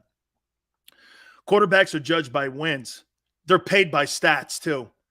Just stats at the end of the day, Sills. I'll take the play from Hurts for the rest of his career. Okay, well, that's fine. But the reason that Patrick Mahomes makes the money he makes is because you can get rid of Tyreek Hill. If Jalen Hurts loses any of those other guys, he's the guy you saw yesterday. 128 yards passing, 45 yards rushing. That's who he is. Or he's basically the first year where he started against the Bucs. Mahomes is the only guy that can overcome that kind of shit. It's going to be interesting to see what Burrow does once they start paying him. He's due for a contract extension as well. Okay? He's due for a contract extension too. Let's see here. Christian McCaffrey. No, that's correct. Was not the problem. That's why I said the Eagle defense was special. They were special. They created that Purdy injury with pressure and poor play designing by Kyle Shanahan, putting a tight end on him. Okay, if you're going to put a tight end on someone, do it to the short side of the field, not the open side. He put a tight end on a guy who lines up almost in a wide 9, and you expected your lesser guy to block him. I don't get it. Then that stupid shit where you could have taken a knee, it would have been 14-7 at half. Josh Johnson drops the ball on the carpet, and the Eagles get another short field. Stupid moves there. I know that they had to do something, so I don't want to go too crazy on that. Okay? Okay? Hurts was the X factor. He stunk. Hurts was the where? Wow. You know, you're not there's media people who think that. Dude, he was a non-factor in that game. Where? Maybe in the fourth, a couple of them third down runs, maybe 2 or 3. Maybe a couple. I'll tell you the truth here. I'm not going to sit on Broad Street here and wave pom-poms and tell you lies. It's not going to happen. Okay? That's not going to happen. He's actually not played really well in the postseason. So I go here with you. Okay? Now that the cap is only going up $16 million, and since you want to keep your guy, who goes? Who goes? So Sanders goes. Sayamalo goes.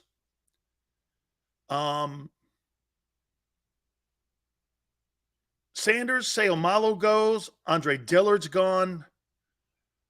Let's see. Who else will be gone? C.J. Gardner. Bradbury will be gone. T.J. Edwards will be gone. A lot of decisions to be made. A lot of decisions. Now, they'll keep some of them guys. But the big question mark will come back. Okay? Are you addressing Hurts now? Or are you going to address him in the offseason coming into camp? When are you going to do all that? After the draft? Before the draft? See, to me, I wouldn't let it go too far if you're that sold on him. And like I said, I personally don't think he's played well since the injury. Dual threat. He ain't been the same since Chicago. That's not – Tony, even you have to agree. That's not the same quarterback I saw when even some of the passes that were not completed or were ruled out of bounds in Chicago, this guy was dropping them in the basket over the shoulder like he was Willie Mays. He must have had 5 or 6 overthrows. He's not the same dude. He's totally playing more hurt than they're telling you. Because he can't be that bad. He can't. 154 in the Giant game? They didn't have to do it anything because the Giants suck too. But, I mean, then 93 yards on Sunday? I don't know. Second play of the game last week to Devontae. Dude, I'm talking about the NFC title game today. I'm not talking about the Giant game. The Giants and the Bucs didn't deserve to be in the playoffs. Robert, I agree, man. Robert, Hurts was progressing too much in a positive way for him to go back to what he looked like a year ago. He's not the same thrower of the football right now. The passing game's a non-factor. You may need that in the Kansas City game. You may need that.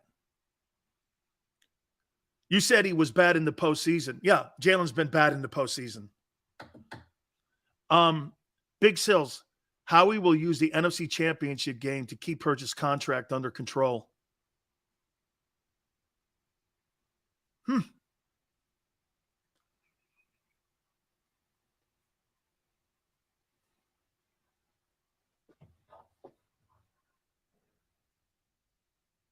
You mean it's postseason so far?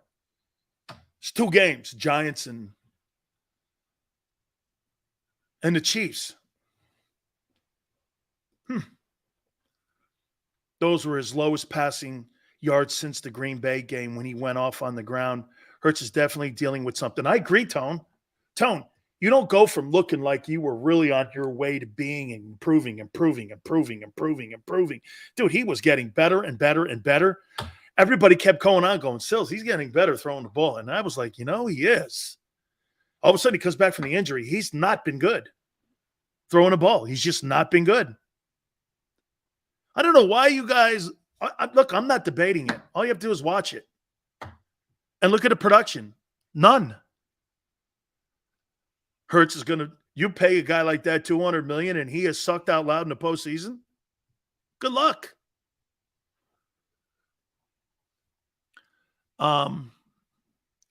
Sills wants him to do terrible so bad. No, I do not. I could care less. But one more time, I'm going to say this again. And I know that Gary Cobb, I'm going to bring him on here in a second, but I want to set this up for Gary. If anybody says that the Eagles dominated this football game, like I said, if you take the gift away of the 30-yard pass down the sideline that would have been overturned, the Eagles had 239 yards in total offense. The Eagles beat the 49ers because of a complete roster. Hassan Reddick was special. The defense was terrific. By the way, the injury to Purdy, that's a result of aggressiveness. The defense and them being able to wear a team out in the second half is what won that. I thought Hurts played terrible. I mean, he was 60% completion, 70% quarterback rating. I mean, if you take that 30-yard pass away through for 93 yards, I think he's hurt. And I think he's dealing with more pain and more issues than what the Eagles are leading us on to. Because he was great prior to the Chicago game. And now he's been injured. Still, the depth of the roster shows you why the Eagles, and like we said on May 10th of last year, why I thought they were going to Glendale. Gary Cobb heard me say that, and we appreciate him coming aboard. Gary, you think Jalen is more hurt than what is being perceived here? Because, I mean, look, the 49ers shut that offense passing game completely down. I thought some bonehead decisions by Kyle Shanahan. Dude, you get a 13-yard pass before the half, take a knee, go into half. You're down only 14-7. Instead, Johnson puts the ball on the ground. Eagles get another short field. They take it in. And I'm like, still, again, give me your impression on how you saw this thing here. And again, I said it was the roster that won this ball game and that great defense. Well, I think ultimately that's what it was. I mean, I think, they basically were able to win with both the offensive line and the defensive line. They really both won. But it wasn't a good, Jalen didn't have a good game. I mean, he missed. I mean, AJ's got 6. He misses them. He missed other throws. It didn't seem like he was sure about where he was going with the ball. But he did the right thing in the fact that he wasn't sure. You don't turn the ball over and you're not going to lose the game. You think he's hurt, Gary? I think he's probably more hurt than he's made on. Yeah, I think that I don't know if it's a type of injury where the arm is with his throwing and everything, but I think that definitely the soreness and things. So I think that is somewhat true, but just not in sync. But I think it says something that they were able to win the game in spite of that. See, because they outplayed the Niners up front on both lines, both the offensive line and the defensive line. They won those battles, and that's why they won the game. It wasn't that their skill position people, really went out there and shined because they really didn't have big games. And, that play with Devontae early in the game, Devontae did the right thing, which is he was giving them, I guess this means hurry up, Yep. And he gave them that, and they were able to, get that play called, and that way they covered up the fact that he didn't catch that ball. And getting ahead of them, getting ahead of them, that proved to be a big move, because it probably has something to do with, how aggressive Kyle Shanahan is, because, on the play where he got hurt, he was holding the ball quite a while. So, they were looking for a big play. And the reason is because they had fallen behind. And that's, probably the reason for that. But I think ultimately they won the game up front. And the Eagles have a lot of depth of talent on their team. That is one of the things. They can keep all their guys fresh, and they had the defensive linemen going in and out, keeping them fresh. Now, with the talent they've got, it's very difficult to win the battle up front when your guys aren't able. You don't have that kind of depth, and you got to depend on certain people where either they have a big game or you don't get it done. And, Bosa carries that for the Niners. He's got to have a big game, every week for them. And that's, the Eagles, they don't have really, they put that kind of pressure on anybody, because look, everybody, Jalen didn't have a good game, but they still won the game. Right. I thought he was very below average in this game, actually, maybe even his worst game. But I'll tell you what he did, Gary, that I thought was something that maybe only you and I can see. Mm-hmm. I really thought that he froze in the RPOs Fred Warner a lot by doing this. You turn a guy who's a 4.5 guy into a 4.8 guy. When you hold that ball for one extra second, that's right. Fred doesn't move, and all of a sudden he gives it, and he's late on the play. That's right. I thought Fred Warner was late on a bunch of those plays. Yeah. And that maybe constituted a lot of that 148 yards on the ground, especially in the second half when they started wearing him out. So I kind of saw him, Fred was spying him, but he was actually spying Fred a little bit. That's right. That's right. And that's where, you got to give Jalen credit, because his decision-making, he, like I said, he was not outstanding when it came to throwing the football, but his decision-making, he's still playing a role, and he started running the ball more. And just the threat of him running, it really put the 49ers in a bind where you got guys non-committed, not sure what they're doing. Just, as you mentioned with Fred Warner. And, if you're playing and you're not sure, you don't feel good about it. You're not sure about your reads and things. And so to make a guy as fast as he is, slow him down, says a lot. And then really once they got that ground game going in the second half, I mean, they were able to go into the second half and just run. Of course, it's because of injuries. And with regards to injuries, some people say, oh, that's just a shame. And look, this is football, okay? It's not basketball. Mahomes is hurt. It's not baseball. I mean, hey, you got to deal with what you got. And they really made a mistake. They left Hassan Reddick, one-on-one on the tight end. Come on. Those tight ends can't block, especially a backup tight end. Come on. Gary, have you ever seen a guy? Gary, have you ever seen a guy explode like this from the middle of the Gary? I mean, I'm trying to think of a 6'1", 245-pound, 40 pound. I've never seen. He's destructive. I know. And I talked to him about it after the game, and I'm going like, man, like, dude, what are you doing? I mean, he's just, he got 3 sacks before you can sit down. I mean, how many games you look up? Reddick has already had 2 or 3 sacks, and you haven't even gotten comfortable in your seat before the game, and he's already started. And those plays, the hit, that really did it. Once he hit that kid, and who knows how the kid's arm. And Buddy Ryan was like this. In fact, I had some coaches in college were like this. If you get a young kid, you want to get hits on him early because it shakes him up. And they were able to get to him early. I didn't think it would get to the point where they knock him out of the game, basically, or not where he can't throw the ball. But a good hit on him, it really shakes a kid up.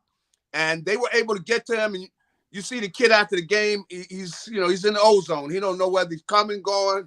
you know. And once you take them down, then I thought the kid Johnson that they sent in there, I mean, they were having trouble getting out of the huddle. I mean, come on. Gary, when you put Christian McCaffrey and he's throwing passes for you, there's no chance to beat the Eagles in an NFC championship game. I want to throw this at you too. Man, if I'm Howie Roseman, I do everything I can to make sure I re-sign C.J. Gardner-Johnson, man. I'll tell you what, him and Bradbury, if that means trading Slay, those two guys are 26 and 27. I'd draft a guy with the 10th pick at corner. I don't know, man. That CJ can freaking play. He can play. He's very quick with his decision making back there. He always seems to be a split second ahead of everybody else. He gets his hands on balls. You got a safety getting his hands on that many balls, man. You're going to have turnovers, tips, balls in the air and things. And, if you're turning the ball over, you're forcing turnovers. You're going to be winning. You're going to be winning in the NFL, especially with what they got going offensively, because they've got most of that offensive line. They're going to have those guys for at least 2-3 more years. And really, they got a kid behind Jason Kelce. This kid is a good athlete, man. He's a lot like Kelce, where you got a center with a lot of athletic ability. But, of course, expect him to go in and he's playing as well as Jason. That's probably too much to ask. It's a total privilege to watch Kelce play, but I want to throw this at you too. Since you've been covering the team and a former player with the Eagles, now you played for Norman Braman, and I know Norman, and he was a very cheap guy, but I got to say this to you. Yeah. Okay, take a look at the last coaches that Jeffrey's had. He's had Andy Reid, winning record. Yeah. He's had even Chip Kelly, winning record. Yeah. Doug Peterson, winning record. Nick Sirianni, winning record. You could say all you want about the change and how these guys operate in the front office, but, man, they seemingly make the right decisions. I don't know if you could find me another organization outside of the Steelers that the coaches that they've hired and progression have all had winning records. It's pretty remarkable. Well, I think that the guy that I think about, that really I don't think they gave him enough credit yesterday is Howie Roseman. Come on. He has stacked this roster. He has stacked this roster the way where they've had more depth. They got all this depth on this team. Now, of course, they got to get ready to pay Jalen. And that's a whole circus, whatever happens with that. But he's made moves. Somebody says he's doing something else. He went out, he got talent in there. I mean, they got it in there because they knew they were going after it this year. Now, they just needed, play from that quarterback position, and they were going after it. And clearly, you look at this roster, with the way he has stacked this roster, they really went after it, and they were right. I mean, with Reddick, we didn't know Reddick was going to play at this level. No. He comes in, and you got, so many of the other guys just having great years. And I can't say enough about the way, the offensive line has been able to take over games. And when you're winning up front, and then you got the talent, like, you go out and get an A.J. Brown. Like, how do you go get this kid? What is he doing out there? Tennessee's sleeping at the wheel. How do you let this kid walk? Cost the GM his job there. Yeah, and rightfully so. I mean, what are you doing? And so he's had a great year. He might have had a better year than anybody. He's had a great year. Hey, do you think that Hassan Reddick is the greatest free agent acquisition that Howie Roseman has ever had? Woo! Man, is he the greatest? He could very well be. If he plays like he did this past week, if he plays like that in the Super Bowl, he is the man. Yes, he's got 41 sacks in 3 years. That's amazing. I mean, and this year, what has he got? He's got almost 20 sacks altogether. He's got 3.5 in the postseason right now. Man. And he's been the MVP of the playoffs, hasn't he? Yeah. Oh, yes, he's been. Because he did it early. See, he really just went in and made a statement on the game, almost like the first snap. And when a quarterback gets hit early, it affects them. It affects their decision-making. It really unnerves them. And especially if you're talking about a kid that's just a rookie in there in a NFC championship game, that's a lot to ask him, you know, to be able to deal with that. So he really, I have to give him credit. I mean, he has been impactful, you know, and that's what you want to do as a pass rusher, is to have an impact where it's not just the sack. It's that the fact that you know, you really shake up the quarterback, you know, because he feels like he's under the gun. So his head start going faster, where he feels like he got to get rid of the ball sooner and everything. And, you know, you're not trying to knock a guy out of a game, but you know what they say about, you know, a bunch of my coaches always said, hey, if we knock somebody out of the game, we knock them out of the game. And if you're looking for sympathy, you can find it in the dictionary. Yeah, you know? Right on, man. Yeah, right on, Gary. Let me go here with you too here on this one. So, okay, all of this is said, and you know, and by the way, I think personally, I don't think he's regressed. I think he's hurt. I think there's a rotate or something. Because even you and I were saying in the Chicago game, man, he's dumping passes in the basket and shit, and all of a sudden, yeah, these last two playoff games, he's not looked anything like it. So I'm going to take into consideration, and I'm going to give him the benefit that he's got to be injured. Now With you the know cap, what? Go ahead. He's kind of said it. You know, he didn't come right out and say it, but he kind of said it. He said, I'm dealing with something. He made a point, tells you, I'm dealing with something. You know, he came out and he said, you know, I'm dealing with something. Everybody knows I'm dealing with something. I think he's got a rotator cuff injury. Hey, he could very well. He could very well. And he said that I'm dealing with something. And, you know, I got to get in there. I got to do what I got to do. I got to be here for the guys and everything. And, you know, he's basically said that now. You know, you can read what you want into that. Oh, I think it's more, Gary. I mean, yeah. I don't think you could go for being an MVP guy who's just absolutely one of the most undefensible guys to all of a sudden being a non-factor. Like, he was a non-factor in the NFC title game, except for a couple of the things technically wise, because he's so smart. Yeah. Other than, I mean, they kind of wore him out, but really the offense, nobody had a game. No. And I say he's got to be hurt. All that being said, the cap's only going up $16 million. Okay? It's going to go to 244. So that's not a huge increase with what we're talking about. Who goes on the Eagles? Sayamalo? Sanders? CJ? Bradbury? TJ? Kaiser White? If you're going to address the Jalen Hurts stuff, and by the way, the Giants are kind of in this. You know what the tag is for? And you can't tag him because he's got another year, so that's out. He's still got another year. It would only be an extension. What do you do now? You got 2 weeks to sit here because everyone else in that 2020 draft has been brought up, but him. What do you do? Well, you sit down, you have that talk. You know, what's that talk? Well, the talk is, hey, he wants to win. So I think, you know, you sit down and you talk to him. You know, you see, Gary, my response to that would be, do you want to win? Well, that's what I'm saying. That's what you sit down and you talk to him about. So you look back at him and say, you know, we got to do this. We want to keep it. Well, do you want to win? My point is he wants to win. And he's a leader and everything. The whole thing is you sit down and you talk to him. You know, I think that that's probably the strength you have with him. The kid wants to win. And he's committed to it.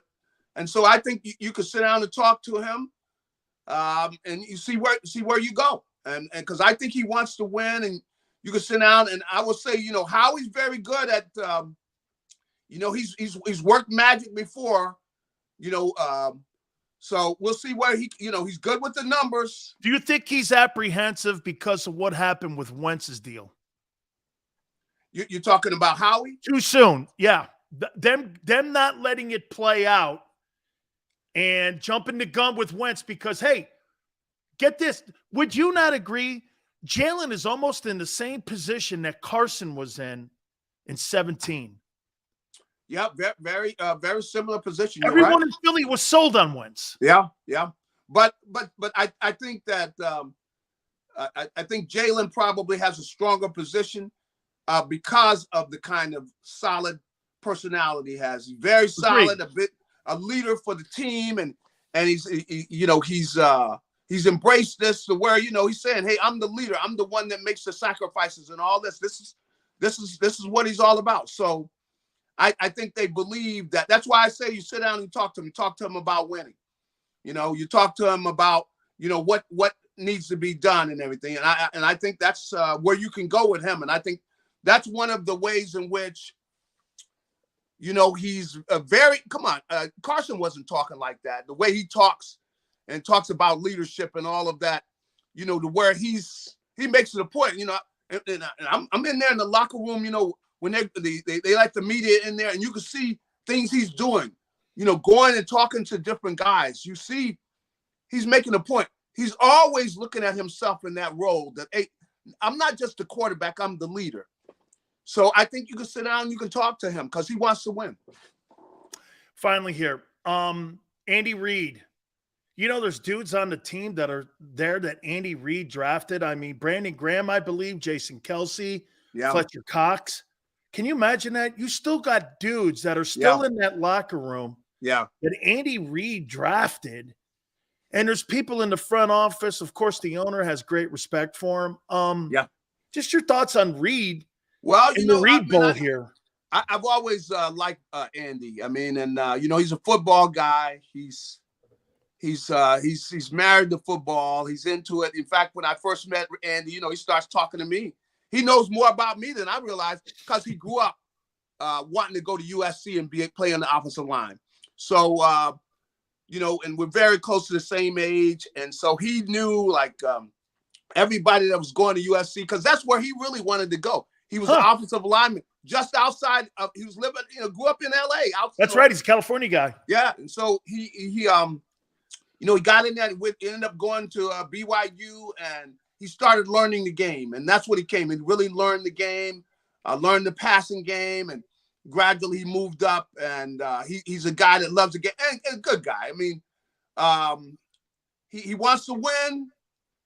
He's probably going to put together a good game plan. And, of course, they got so close. They got so close in all the years he was here. And they just weren't able to get over the hump to win the whole thing. But my goodness, 5, NFC championship games, you're getting there knocking on the door year after year. So he's going to be excited about playing Philadelphia. I think, this is going to be a lot of fun for him. And so I look forward to seeing him down there. I want to show you one last thing before I let you go. Yeah. Look who sent me a book. Oh, my Bobby, huh? Hold on here. Wait. So, he signs it for me, and I go, yeah. So wait a minute, man. So how did you and Cobb get to Southern Cal? Why would you go that far away?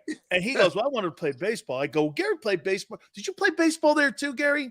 I played some, not a lot. Hey, people don't realize Cobb could have been a spectacular baseball player. He's one of the most gifted baseball players on the East Coast back in his day. And people don't realize about Bobby V. I know. Bobby V was one of the most recruited players in football. That's right. In history. I saw they had 285 offers. I know. Did they want him to take over OJ? Yeah, that's right. They wanted him to take over from OJ. That's right. That's what they were thinking of, having him be that guy back there where he's running the ball 30, 40 times a game. They would definitely wanted him. How'd you get to SC? Well, Wayne Fonts had East Coast offers. Wayne Fonts came back there for me, and I talked to talking to a lot of the other teams and everything, but at that time, USC was, they were special, they were special, and I wanted to go ahead and see if I could play with what was regarded as the best, and then of course, if you can play there, you can play at the next level. So my boy Batman loved you. Yeah, and the other thing was the baseball. See, I really wanted. I'm planning on playing baseball, but the way it winds up, football is so big at USC that even though baseball was great, they had a great baseball program. Huge. Football just too. Del Rio played. Just so big, and so then we had a change in coaches. We went from McKay, who wanted me to play baseball. He was the athletic director, but John Robinson, he was just a football coach. So he said, "No, hey, I want you out there for spring practice."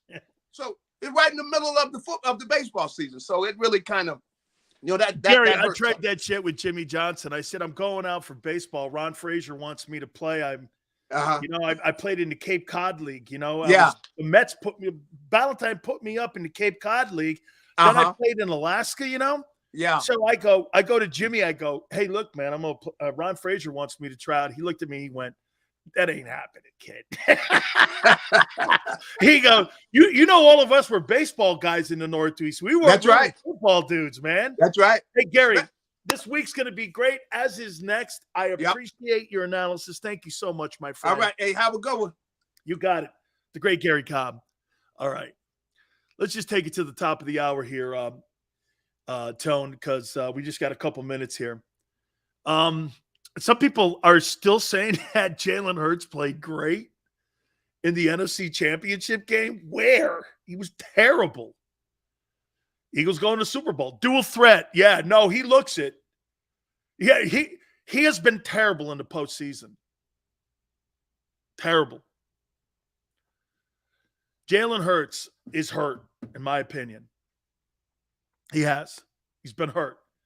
And I think we're going to see another surgery in the offseason. Dual threat. Second year in a row surgery won't last. Not sustainable. Remember I said that. That's another key to the game too, Charles. Absolutely. No turnovers.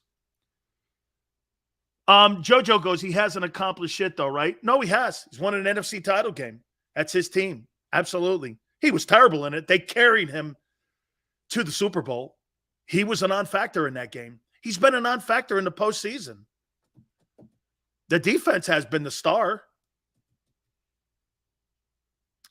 138 yards passing, 42 yards rushing. I don't know about you, but that's not elite. That's not elite. There's nothing elite about Hurts in the postseason so far. Zero. Show what was elite? The gift the refs gave him? He would have had 93 yards passing, and what was the other stat?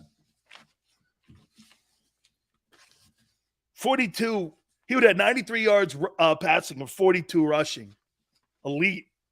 50 million? Shit, Josh Johnson almost did that. Hey, dude, that team carried Hurts to the Super Bowl in that NFC title game. Carried him because he's hurt. He's hurt. He is. Jalen's been the engine almost all year except for the playoffs. He's playing hurt. It's commendable. It's kind of what Mahomes is, but if they don't have Mahomes on the field, they're not winning. Yesterday, Gardner Minshew could have won that game against the 49ers. Why? They didn't throw the ball. All they had to do was hand it off. Gardner Minshew could have won that game yesterday. When Christian McCaffrey's throwing the ball, Niners have no chance. I completely tweeted that out. As soon as Purdy went out, I said, this game is not winnable for San Francisco. You're not beating the Philadelphia Eagles with backup quarterbacks. You're not. Ball control was a factor, Forte says. How can it be when you're 5 of 15 on third down? You were 5 of 15 with the great Hurts offense. You had 120 yards passing, really 93. How are you controlling the game? Where did you beat the 49er defense up? Where? 148 yards rushing? Probably, yeah, because most of it was in the second half. They stymied you in the first. Okay? Not saying Hurts has a good game, but don't you think Minshew played those linebackers would have teed off Sills? Tone, I don't think they would have let Minshew throw the ball. They didn't have to. They didn't have to. They would not have. If they weren't going to let Jalen Hurts throw the ball in that game, why would they let Minshew? Once the quarterback was out in San Francisco, they could beat the Eagles. Were so good roster-wise, as I have said, they beat them one-dimensionally. They didn't beat them in a passing. There's Nobody had anything passing wise. Zero. They were a one-dimensional football team. Tone, were the Philadelphia Eagles a one-dimensional football team in the NFC Championship game on Sunday? Yes or no? Were they? Yes or no? You at least have some common sense here. I mean, they were one-dimensional. But again, they were not going to have high turnover plays, which are passing plays. They didn't need it. They didn't need it. He wasn't dual threat, Eric. He was one threat. Run. He didn't throw the ball. He was 60%. Had 122 yards throwing, 93, really. And by the way, how does Kyle Shanahan not see Devontae Smith doing this, knowing that he even thinks the ball hit the ground? Kyle Shanahan had so much shit going through his head. Stupid. All right. Hour 3. The AFC Championship game, Andy Reid, I want to talk about him, a little more on Sirianni. Reset everything. Please hit the like button. Keep it here on the National Football Show.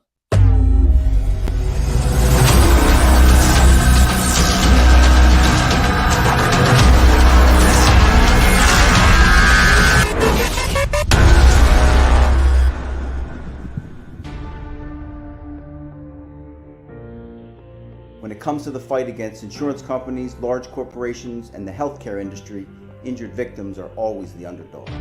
But that doesn't worry us. At Messon Associates, we're an injury law firm from Philadelphia, and we come to fight. Our clients know that they've got representation with a chip on its shoulder, and it's the same chip that makes Philly the toughest city in the country.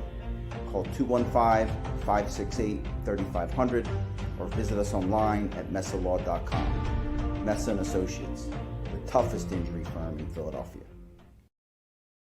Go for the beers, go for the cheers, go for the hit and the hits, go for the scene, go for the screens, go for the gallery, go for the win, go to Ocean. Jeff D'Ambrosio doesn't need a special event to appreciate his customers. Jeff shows his appreciation to them every day of the year. Jeff makes sure to stock more new inventory than anyone and guarantees prices and payments that nobody can beat. There are so many reasons that thousands of customers know Jeff is the easy, friendly place to do business. More for their trades, no judgment zone for credit issues, the best, most reliable service department in the country. That's why I like Jeff, and I know you will too. Jeff will satisfy you every day. Jeff D'Ambrosio, Destination Downingtown, Owner Appreciation Event. Weather forecasting is a team game. We rely on each other every day, updating the models and passing along new critical information. We have a team of 5 experienced meteorologists and a specialized weather producer, Paul. Say hi, Paul. Sometimes what I see in the model, Cecily could see something different. That's when we come together as a team to make our most accurate prediction. And all of this backed by more than 100 AccuWeather scientists. It's a team game. And we have the best team in town.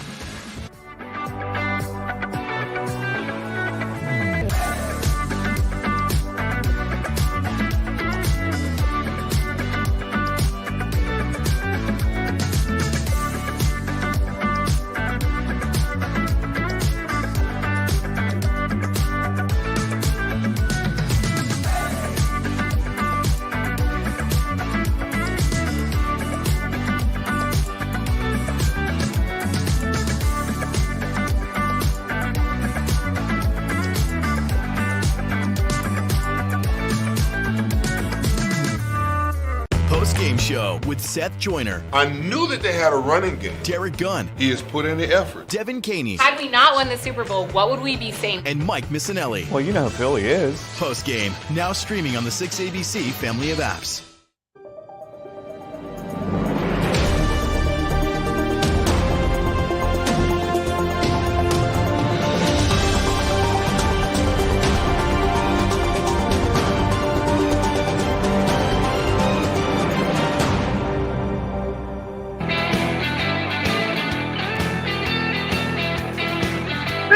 National Football Show. Appreciate you guys coming aboard. Look at Bob talking shit on Purdy when his boy played like shit.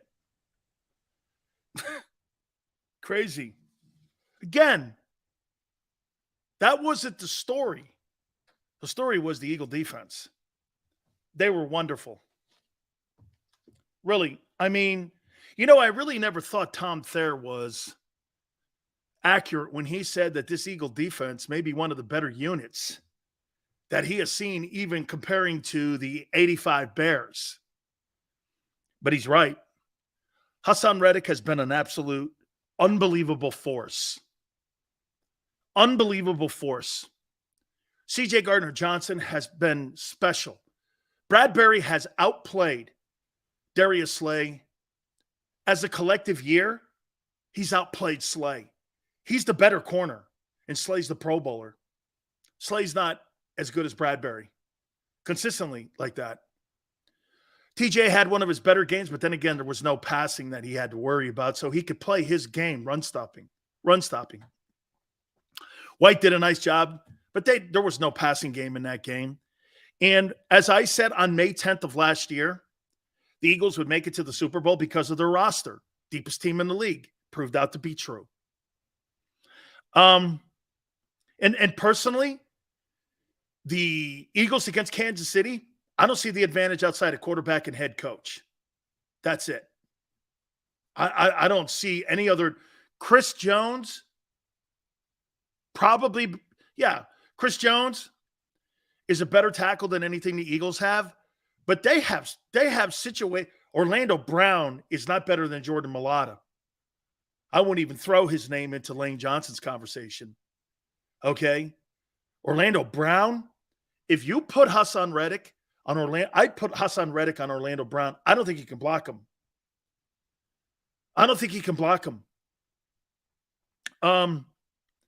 Again, by the numbers here. Eagles were shut down offensively, 5 of 15. I told you that had to be a big number, but after the quarterback went out, the numbers didn't matter any longer. They'd wear him out by the end of the game, which they ended up doing. 239 yards of total offense. Again, the 30-yard, sure, 269 officially.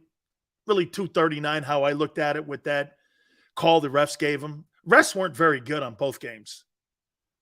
Okay? I don't think they were very good in both games. Eagles had 148 yards rushing. That was going to be a matter of time, especially in the second half.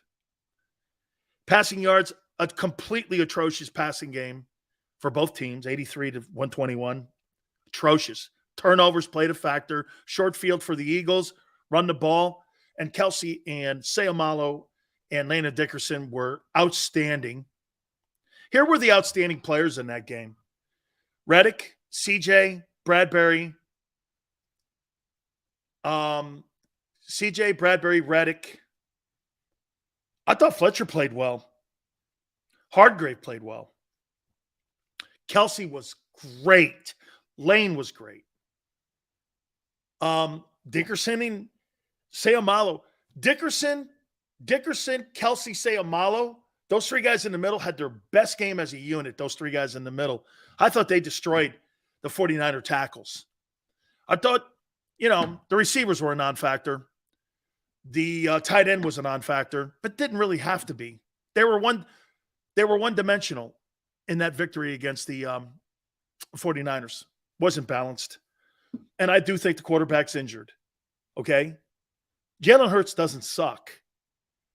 But his performance has the last two. Well, not so much the Giants. I won't say the Giants won.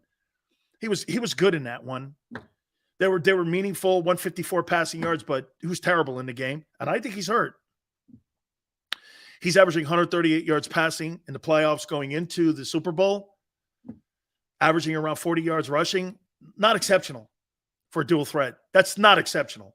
That's below average. And I say it's got something to do with his injuries. He's been below average. Collectively, 2 games been below average. You can fancy it up any way you want. Okay? Yeah, they won, of course. On May 10th of a year ago, I said the roster would put this team in Glendale, and it did. Okay? So, you get Kansas City on the other end here. Time of possession, they owned it. A ton of 3-and-outs. When you don't have a quarterback and you're a headless football team, you're not going to have a lot of plays. They only had 45, the 49ers. And again, by the way, that's not an excuse. The physicality of the Eagle defense predicated and forced the fact that they took Purdy out.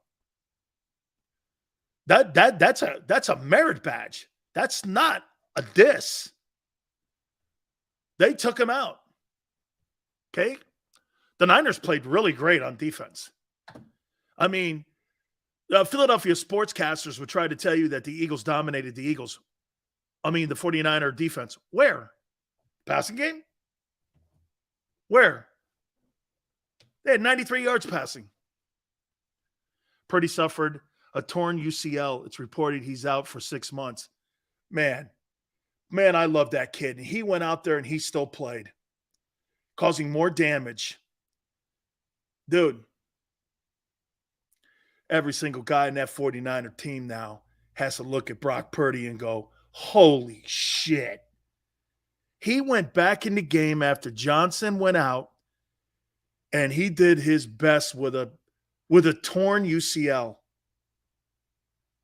Kudos to you, kid. Kudos to you, man. That's good stuff. Wow. That's inspiring. Eagles had 70 plays to get 239 total yards. That's productive? Where? Okay. Hurts was 15 of 25, 60%. 121, no touchdowns, no interceptions. 11 carries for 42 yards, mostly in the second half. Kind of a factor. Not really great, though. And, of course, dual threat now is playing a factor. You guys keep throwing dual threat. You're right. He's not dual threat. Where's the dual threat? Passing game is non-existent. What dual threat? Does he have a touchdown pass in the playoffs yet? Is it one? I mean, does he have a touchdown pass? Does he enter the Super Bowl with no touchdown passes? Or did he get 2 in the Giant game? Hey, Tone, can you check that? I think he has 2 in the Giant. I think he got 2 in the Giant game, if I'm not mistaken. I think he got 2 in the Giant game. Okay. That's inspiring. I think Jalen is inspiring the way he's playing. I think what Hurts is doing, playing hurt like this, personally, and again, I have no insight. I think he's got a torn rotator. And I think they're keeping that under wraps. I think he's got a torn rotator cuff. Dual threat, not sustainable. Reddick has 1.5 sacks in the Giant game and 2 in the 49er game. He's got 3.5. Man, he's been a force. I couldn't have been more wrong about that. How about this? That was a Howie Roseman win. Okay, nobody was exceptional except the defense. Reddick was. Okay, Reddick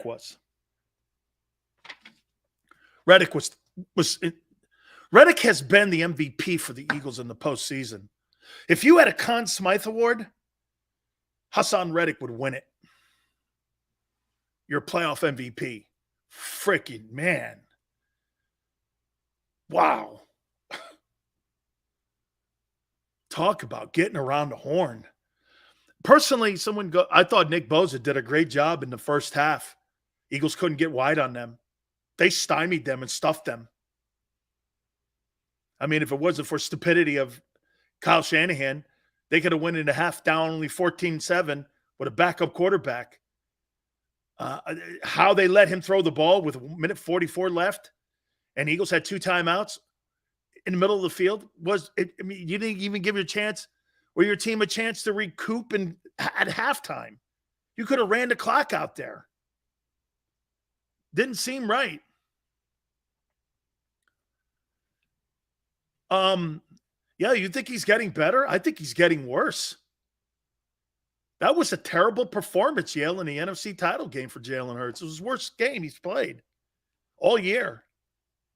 That was his worst game. I know everyone in Philly wants to tell you he didn't. 93 yards passing and 42 yards rushing. It's not a great game. The defense and the O-line, once again, was a great factor in why they won. Hey, Sills, that team was not beating the Eagles. No, but I like to have seen Purdy healthy because the 49ers did a great job stuffing that offense. And if they don't have the 3 turnovers, you're not scoring 31 points. 3 turnovers and a ton of 3-and-outs. When Christian McCaffrey's throwing the ball, you're not winning. Against Philly? No. Carton sent this to me. They were hanging around because they're talented. Okay? And this is something Carton and I were kind of talking about over the weekend. Here's the easiest path in the history to the Super Bowl. And I mentioned this in the first hour. I want to bring it up again. Seahawks 2005, they played against Mark Brunell in Washington and then Jake Delhomme. Patriots 2017, Marcus Mariota, Tennessee, Blake Bortles, and the Jacksonville Jags in that year. That's the year the Jags upset the Steelers in the divisional round. 2011 Patriots. Look at the Patriots on this list twice. Easiest road to the Super Bowl. Hey, all legacies are made no matter who you're playing against. Because get this, unless I bring this up, nobody remembers who Brady beat. Look at who Brady beat. And listen, you can't rip Jalen in the Eagles and not turn around and rip the Patriots. You understand what I'm saying here? Look who Brady played, right, Tone? Watch this.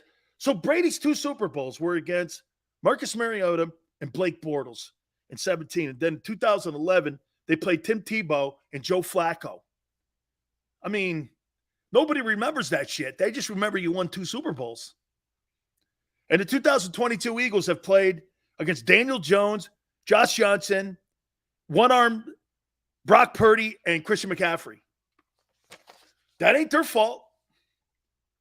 And in a couple of years, no one will remember that. They'll just remember you won 2 Super Bowls in the last 5 years if you're able to close this out. Nobody will remember that. Okay? Nobody will remember that. Tom Brady wrote his defense. Beginning of his career, he did. Okay?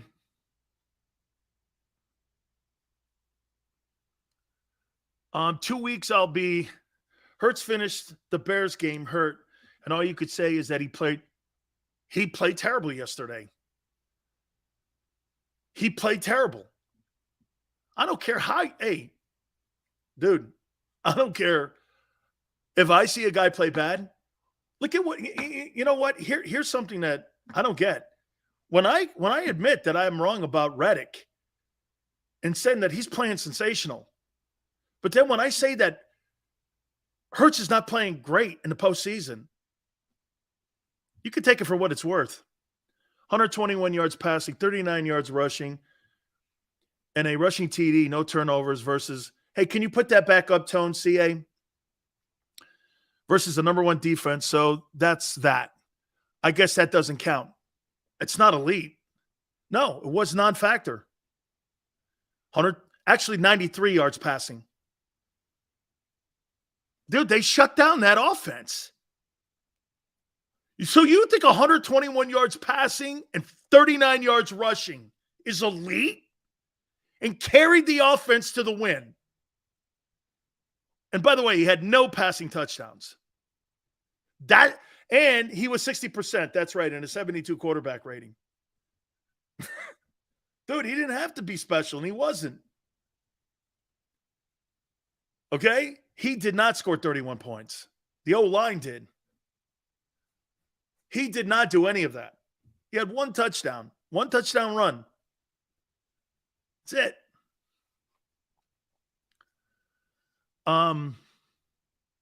Once Philly got up 2 scores, actually, Yale, I said when Purdy went out, I said that bad puppy's over.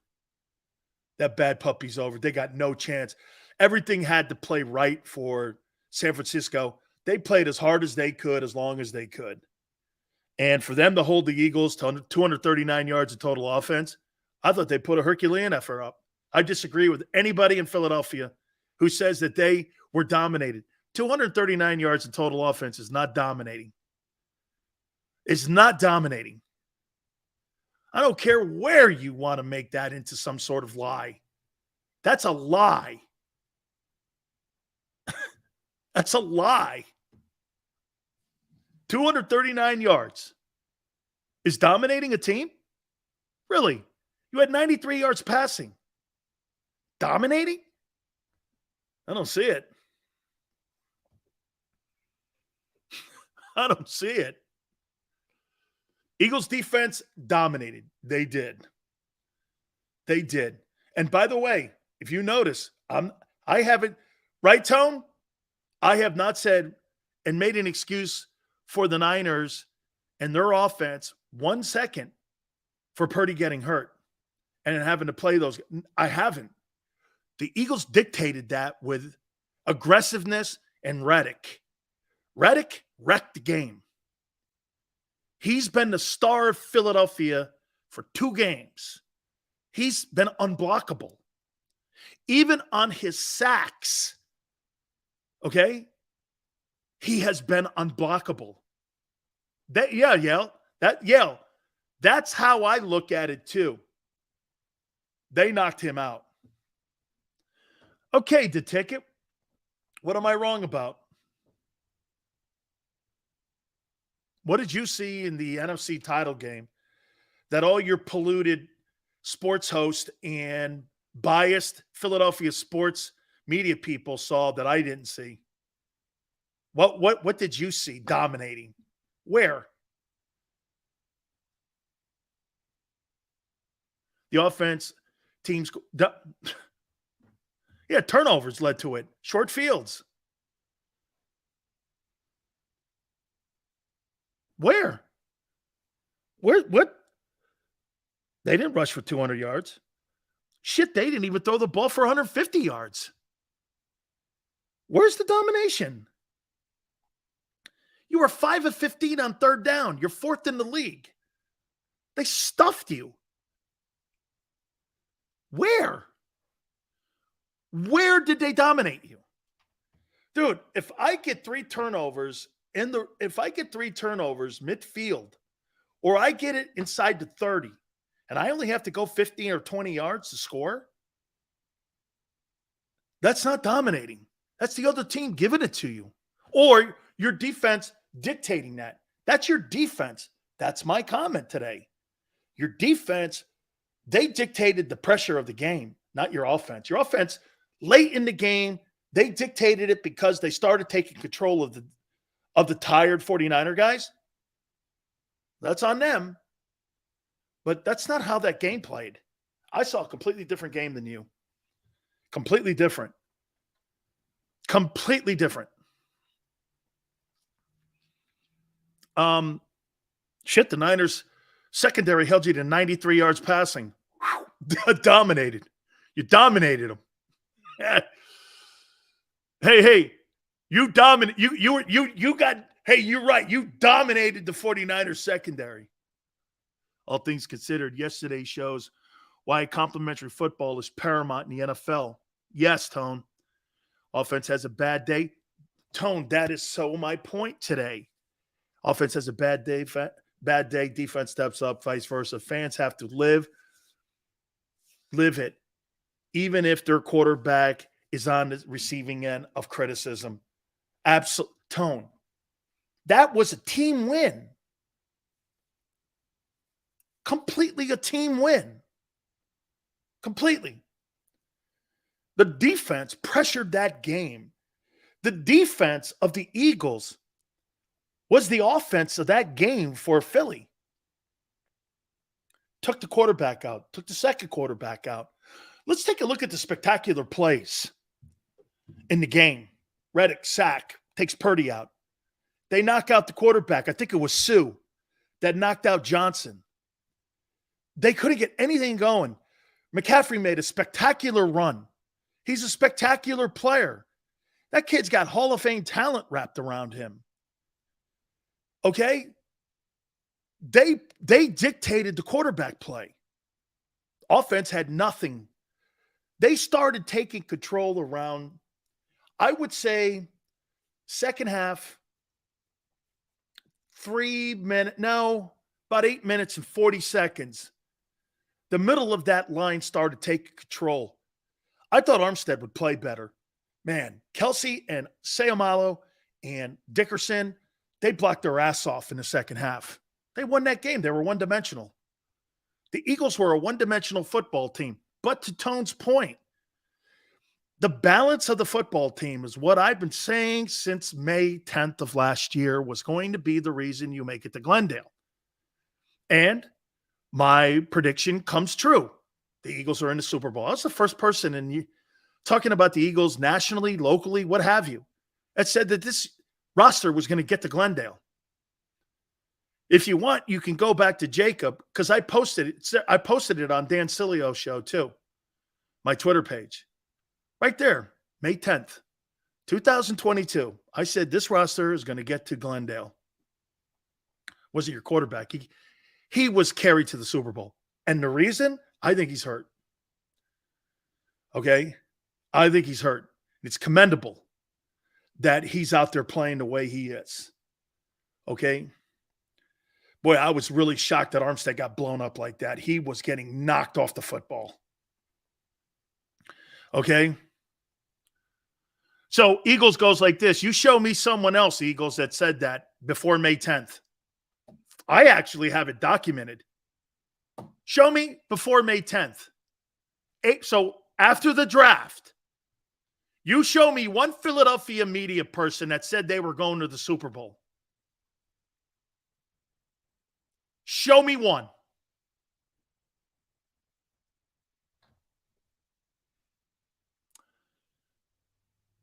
If we win the Super Bowl the way the Seahawks beat Denver and fine with that, yeah. Bro, you can't, like I said, just because you had the least amount of resistance to get to the Super Bowl, that's not your fault. You've taken care of business. I agree, Walter. Walter, I think he's about 70%. You can't be overthrowing passes and look like that.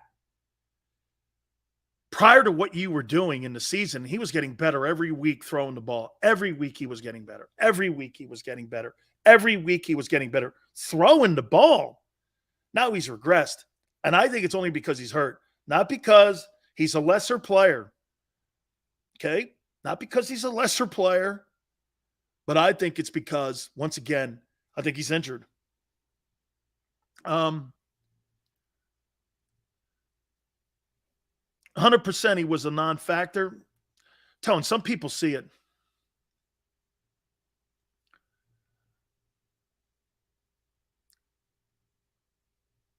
Let's see here. Barrett said it before May 10th. Show me. I know I was the first on JAKIB to say it. I got it documented. May 10th. All you got to do is Google it. May 10th, 2022. You show me somebody before that. And you could post it over on my Twitter page if it's before May 10th. Yeah. Okay. Well, prove it to me. Prove it. What tape said he was a factor? Jalen Hurts was terrible in that game. Now, 5573.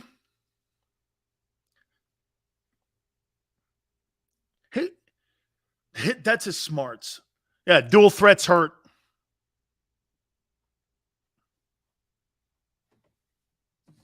Now we're spontaneous. All right, let me go over here. How do you guys feel about playing against Andy Reid?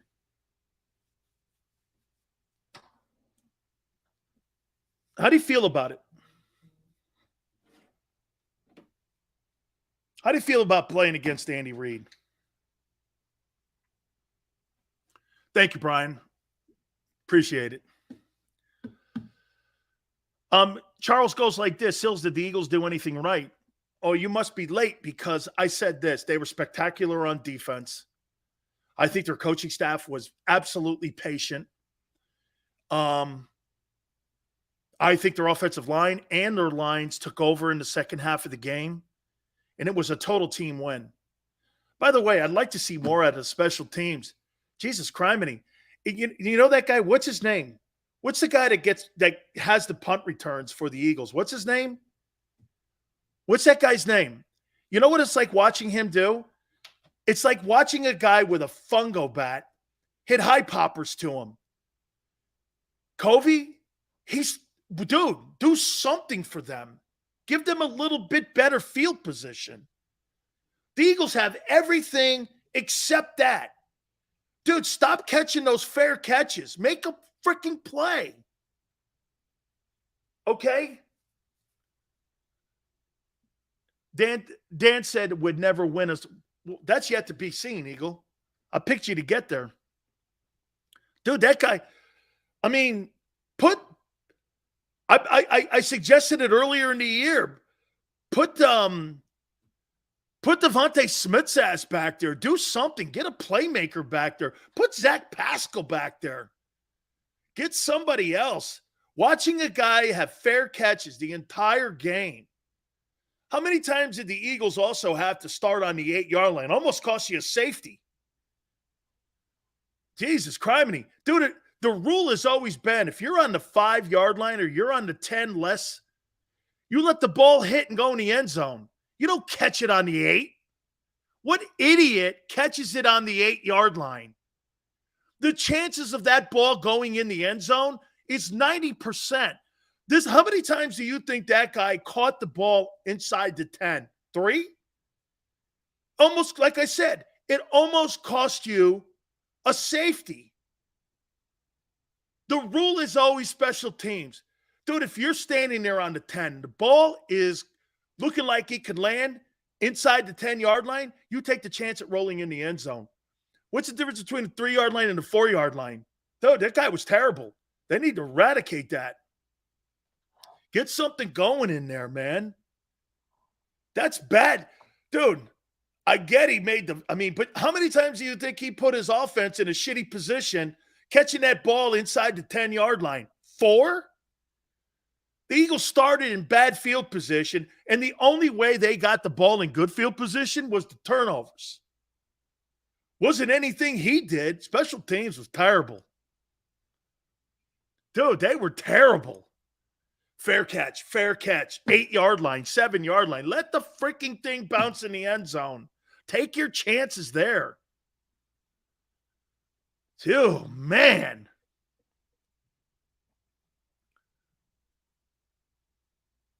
Okay?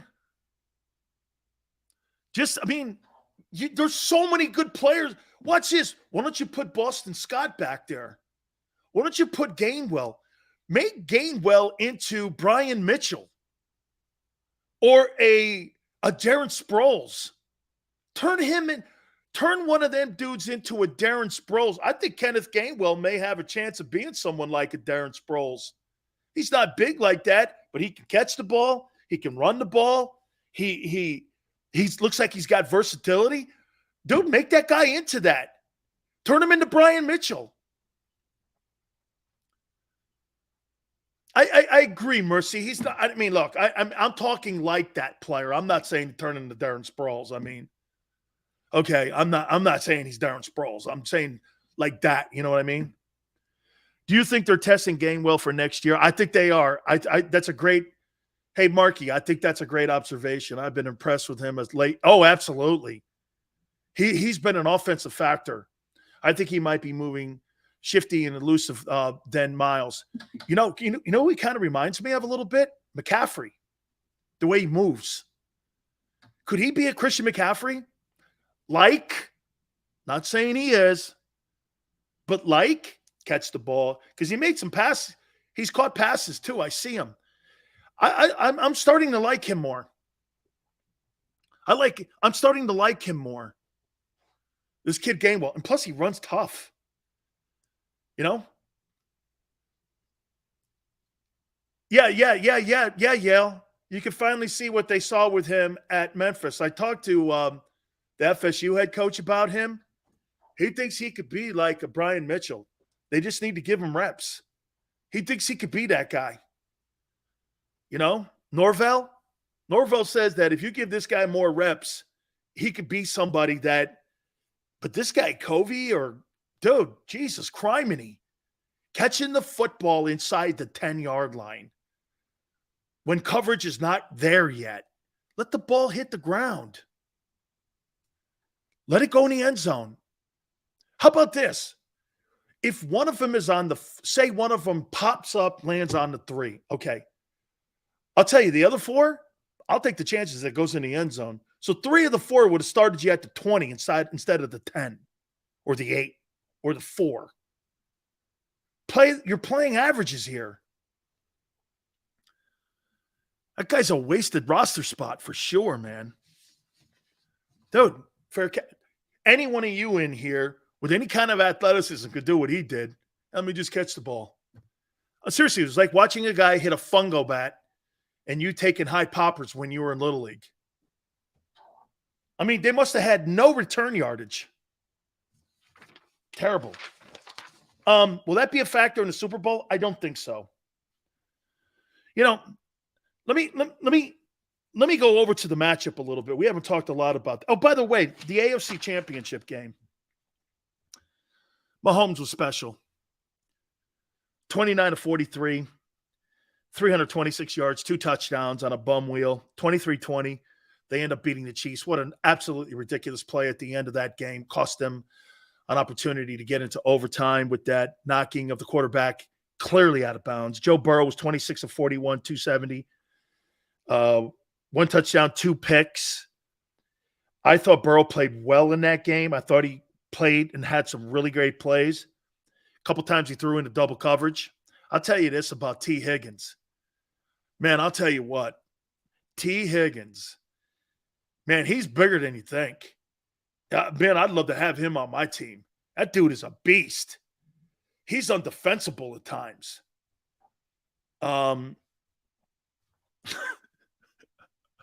Look at 215. 29-43 is not special, but 93 yards is. Okay.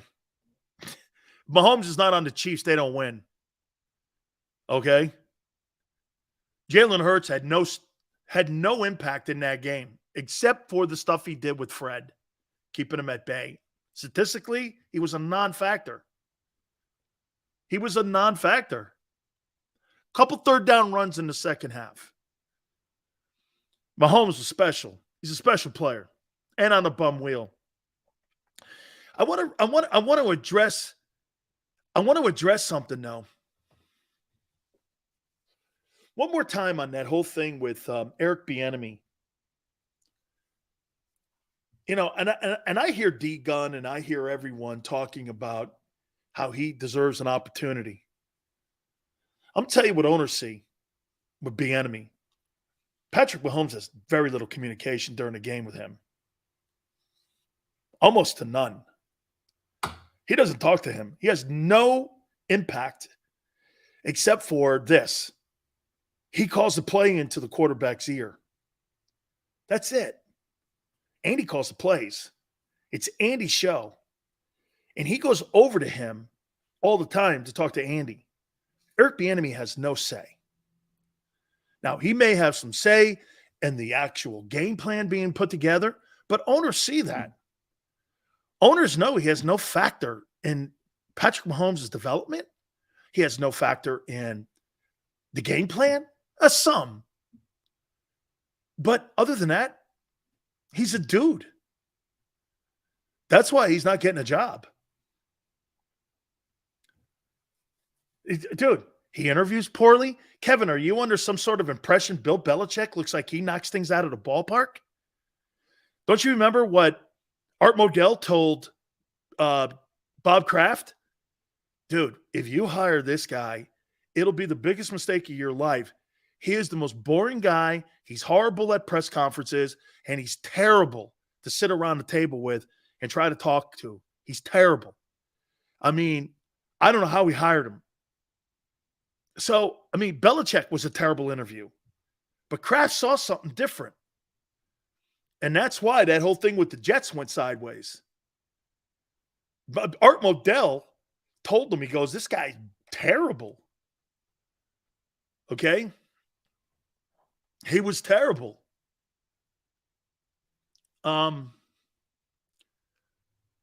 So, I mean, Bieniemy, it's an Andy Reid show. I wrote some coaches down. Andy Reid passes Tom Landry for 21 postseason wins. Brian goes, Dan, who is more injured, Patrick Mahomes or Hurts? Brian, you see, here's the difference in dual threat. When you take the shoulder injury, look at the factor. Mahomes still can throw for 326 because it's a foot injury.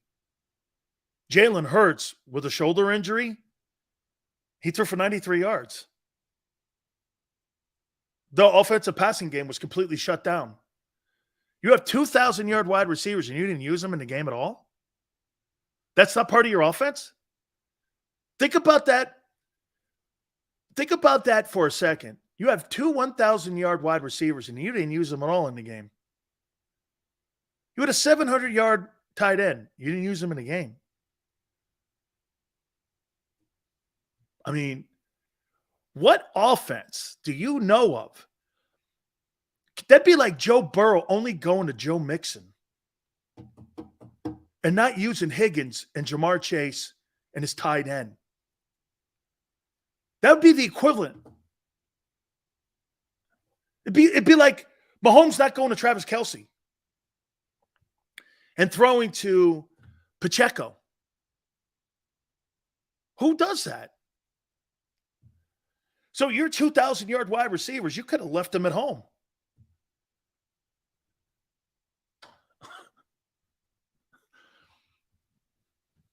You could have left them at home. D says the obvious. Didn't need them. Exactly. That's why you didn't have to put up any kind of offensive numbers, and you didn't. You didn't dominate anybody. The defense did. It's a team win, not an offensive win. They were non-factors. The offensive line, again, like I said. Where do you think Andy Reid ranks in NFL history as a coach? I think this is going to be one of the most interesting Super Bowls I've ever seen. This is going to be one of the most interesting. I wrote down 5 coaches that I think are the 5 best coaches in NFL history. And you tell me if you agree with them. I got Belichick 1 because the resume, you cannot deny it. Most postseason wins, most Super Bowls by a coach, plus his coordinator Super Bowls. Parcells never won a Super Bowl without him. Bill Parcells will say this guy is a spectacular coach. I mean, Belichick has to be in that conversation. Number 2, I got Lombardi here. Lombardi took a team in 1959 that had 9 future Hall of Famers on it. The year before, they won 1 game. And they would go on a run in 9 years of 5 titles in 9 years. And the only team to win 3 straight championships in a row. 2 Super Bowls, first 2. They kind of play a lot of Eagle football. Good tight end, power sweep, lights out on defense. Situationally, they were awesome. Hall of Famers littered all over that football team, including the coaching staff. I got Chuck Noll at number 3. Can you look at the Hall of Famers he drafted? Green, Blunt, Webster, Bradshaw, Harris. He drafted all these guys.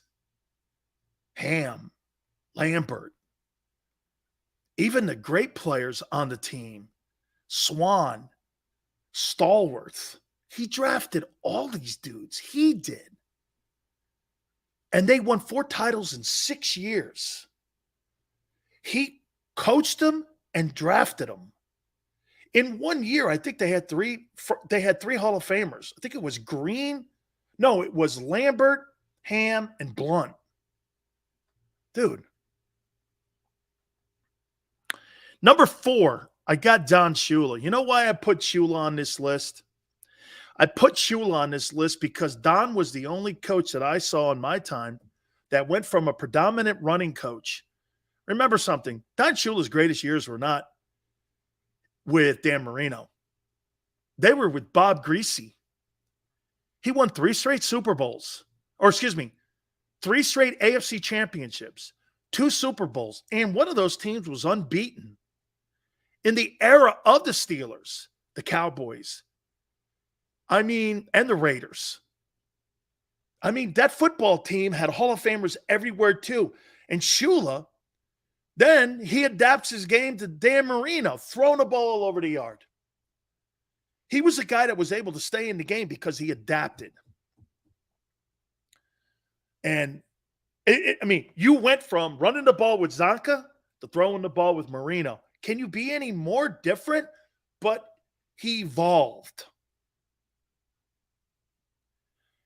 I got to tell you, man, am I wrong to put Andy Reid here at 5?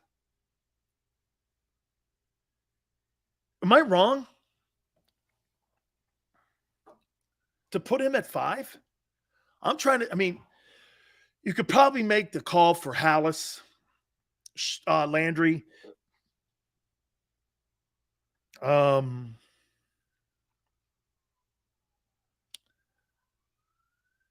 I got Reid 5. No, I wouldn't put Pete Carroll ahead of Reid. Now, some would go, Sills, wait a minute. Andy Reid's got 1 Super Bowl. Can Andy Reid really be number 5?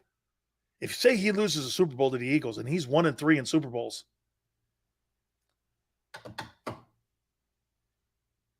right?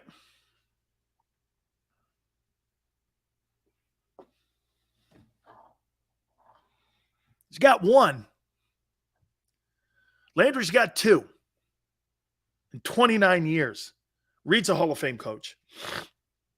What he did in Philly and what he did in Kansas City. 10 years. They've had 1 season under 10 wins. Come on, man.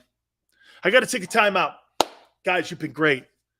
I know some of you disagree, but that's the great thing about sports talk. Hit the like button. Keep it here on the National Football Show.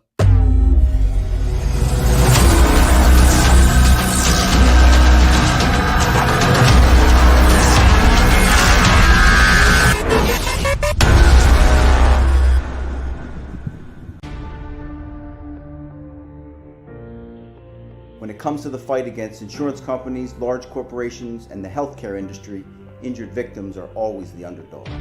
But that doesn't worry us. At Mess & Associates, we're an injury law firm from Philadelphia, and we come to fight. Our clients know that they've got representation with a chip on its shoulder, and it's the same chip that makes Philly the toughest city in the country. Call 215-568-3500 or visit us online at messalaw.com. Mess & Associates, the toughest injury firm in Philadelphia. Go for the beers, go for the cheers, go for the hit and the hits. Go for the scene, go for the screens, go for the gallery, go for the win, go to Ocean.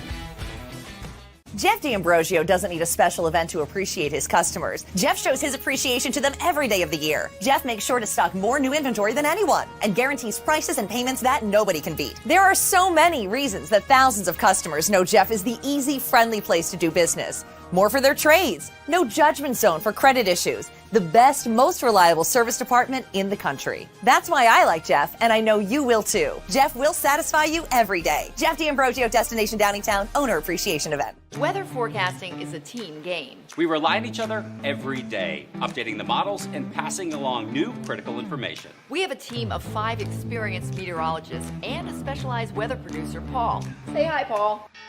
Sometimes what I see in the model, Cecily could see something different. That's when we come together as a team to make our most accurate prediction. And all of this backed by more than 100 AccuWeather scientists. It's a team game. And we have the best teams in town.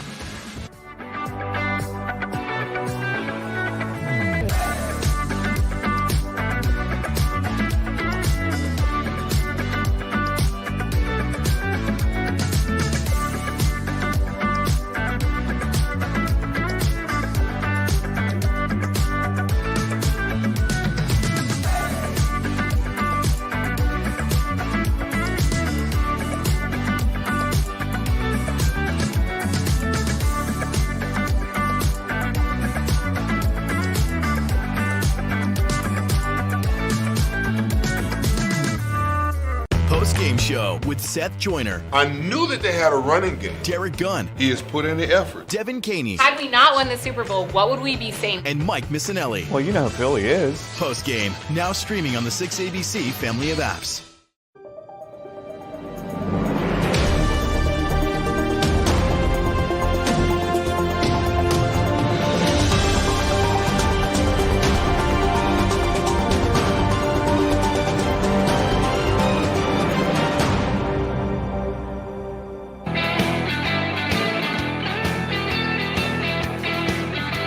Big National Football Show. Michael says, hey, Dan, would you still take Mahomes over Jalen? Or pass rush will get at least 5 to 6 sacks, plus he won't be able to throw on Slay or Bradbury. Michael, this is the conversation I had last week with you. Would you rather take a full roster and not pay $50 million? Watch this. The Eagles are a better football team than Kansas City. Is that it? I mean, is that really mind-numbing? Wait a minute. Is that the earth-shattering news here? They got a better bunch of talent than them. But that'll change when you pay your quarterback. Half that team will be different. The cap's only going up $16 million. All you guys thought it was going up like $50 or $60 million, whatever. And I'm here to tell you that ain't how it works, guy. I mean, it's going up $16 million. You don't have enough to pay these guys. You got to make tough cuts. And like I said, the reason you're able to have a better roster than Kansas City is because you're not paying your guy. That'll change. By the way, it'll change in Cincinnati. You think you're going to be able to keep T. Higgins and Jamar Chase and Mixon in the same backfield? No way. He's on a rookie contract too. He's on a rookie deal. Dude, Kansas City is in the Super Bowl because of Patrick Mahomes. The Eagles are in the Super Bowl because of Howie Roseman and the quarterback not making a lot of money and him playing well this year. Well, not in the postseason, but he's played well.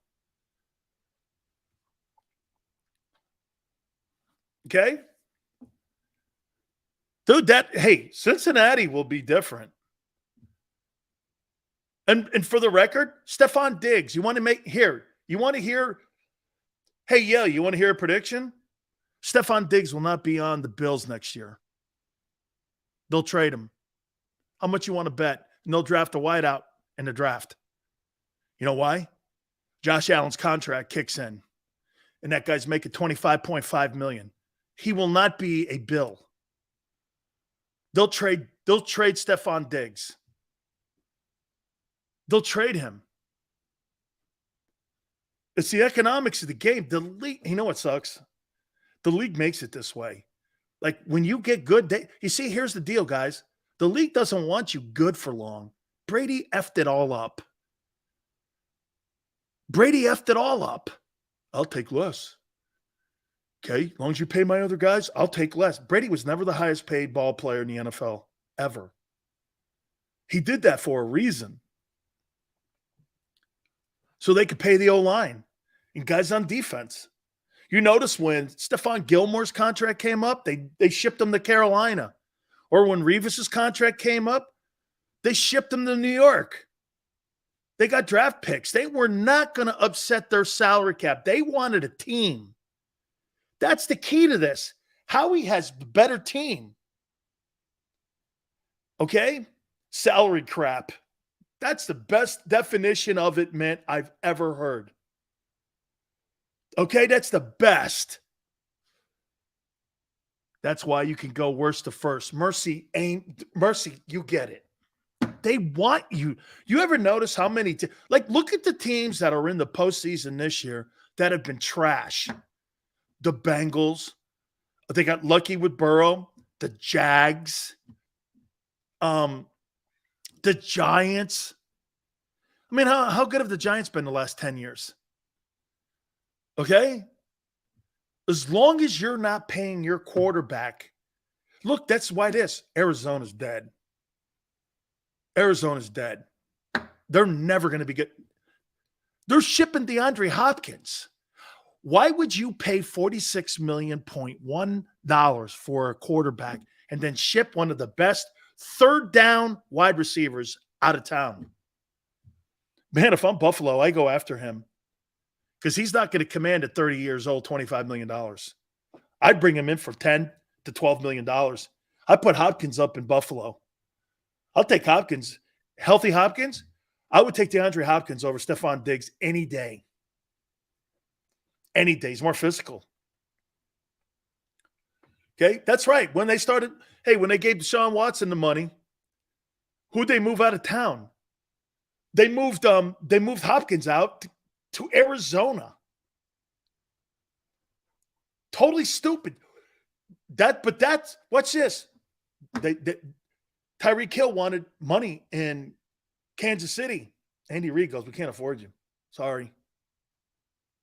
That's why Andy Reid's got dudes. Hey, I never heard of half them guys that were catching footballs in that AFC title game. Okay? Hopkins not playing in the cold, that is a factor. That's right. You're right, Tommy. That's right. That's the order. It was Jets, then Patriots, Bucks. Then I think he went back to the Patriots, and then he went somewhere else. That's right. Jets, Patriots, got hurt, Bucks, Patriots again? It was something like that. That's right. Thank you, Brian. Brian, you're the better team in the Super Bowl. Okay? You're the better. Bradbury's 29. Slay's 32. And I think CJ's 26. I thought he was 27, Alex. Okay? I thought he was 27. He's 29?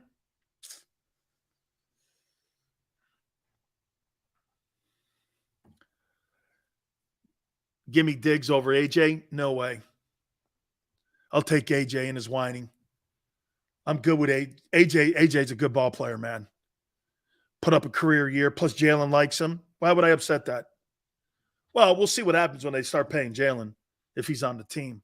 That's why they're hoping for Devontae to keep developing. Personally, I think they need another wide receiver on the team so they can get rid of AJ eventually. Because when you pay that quarterback, you will not have a $25 million wide receiver on the team. You will not. I mean, look at the league, how it's acted. Devontae Adams off the Packers.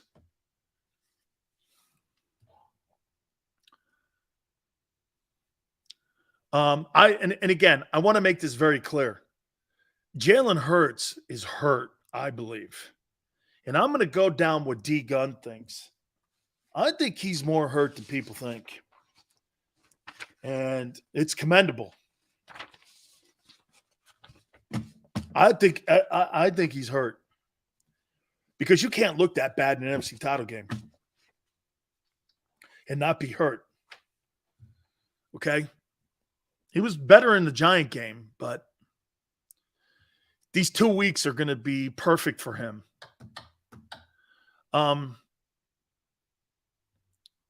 Seals, in the offseason, can you get a doctor? Yeah, we'll do that. So Maurice thinks that Clutch Sports is going to pay AJ. Okay. Yeah, I'm sure the union will like to have a conversation with you.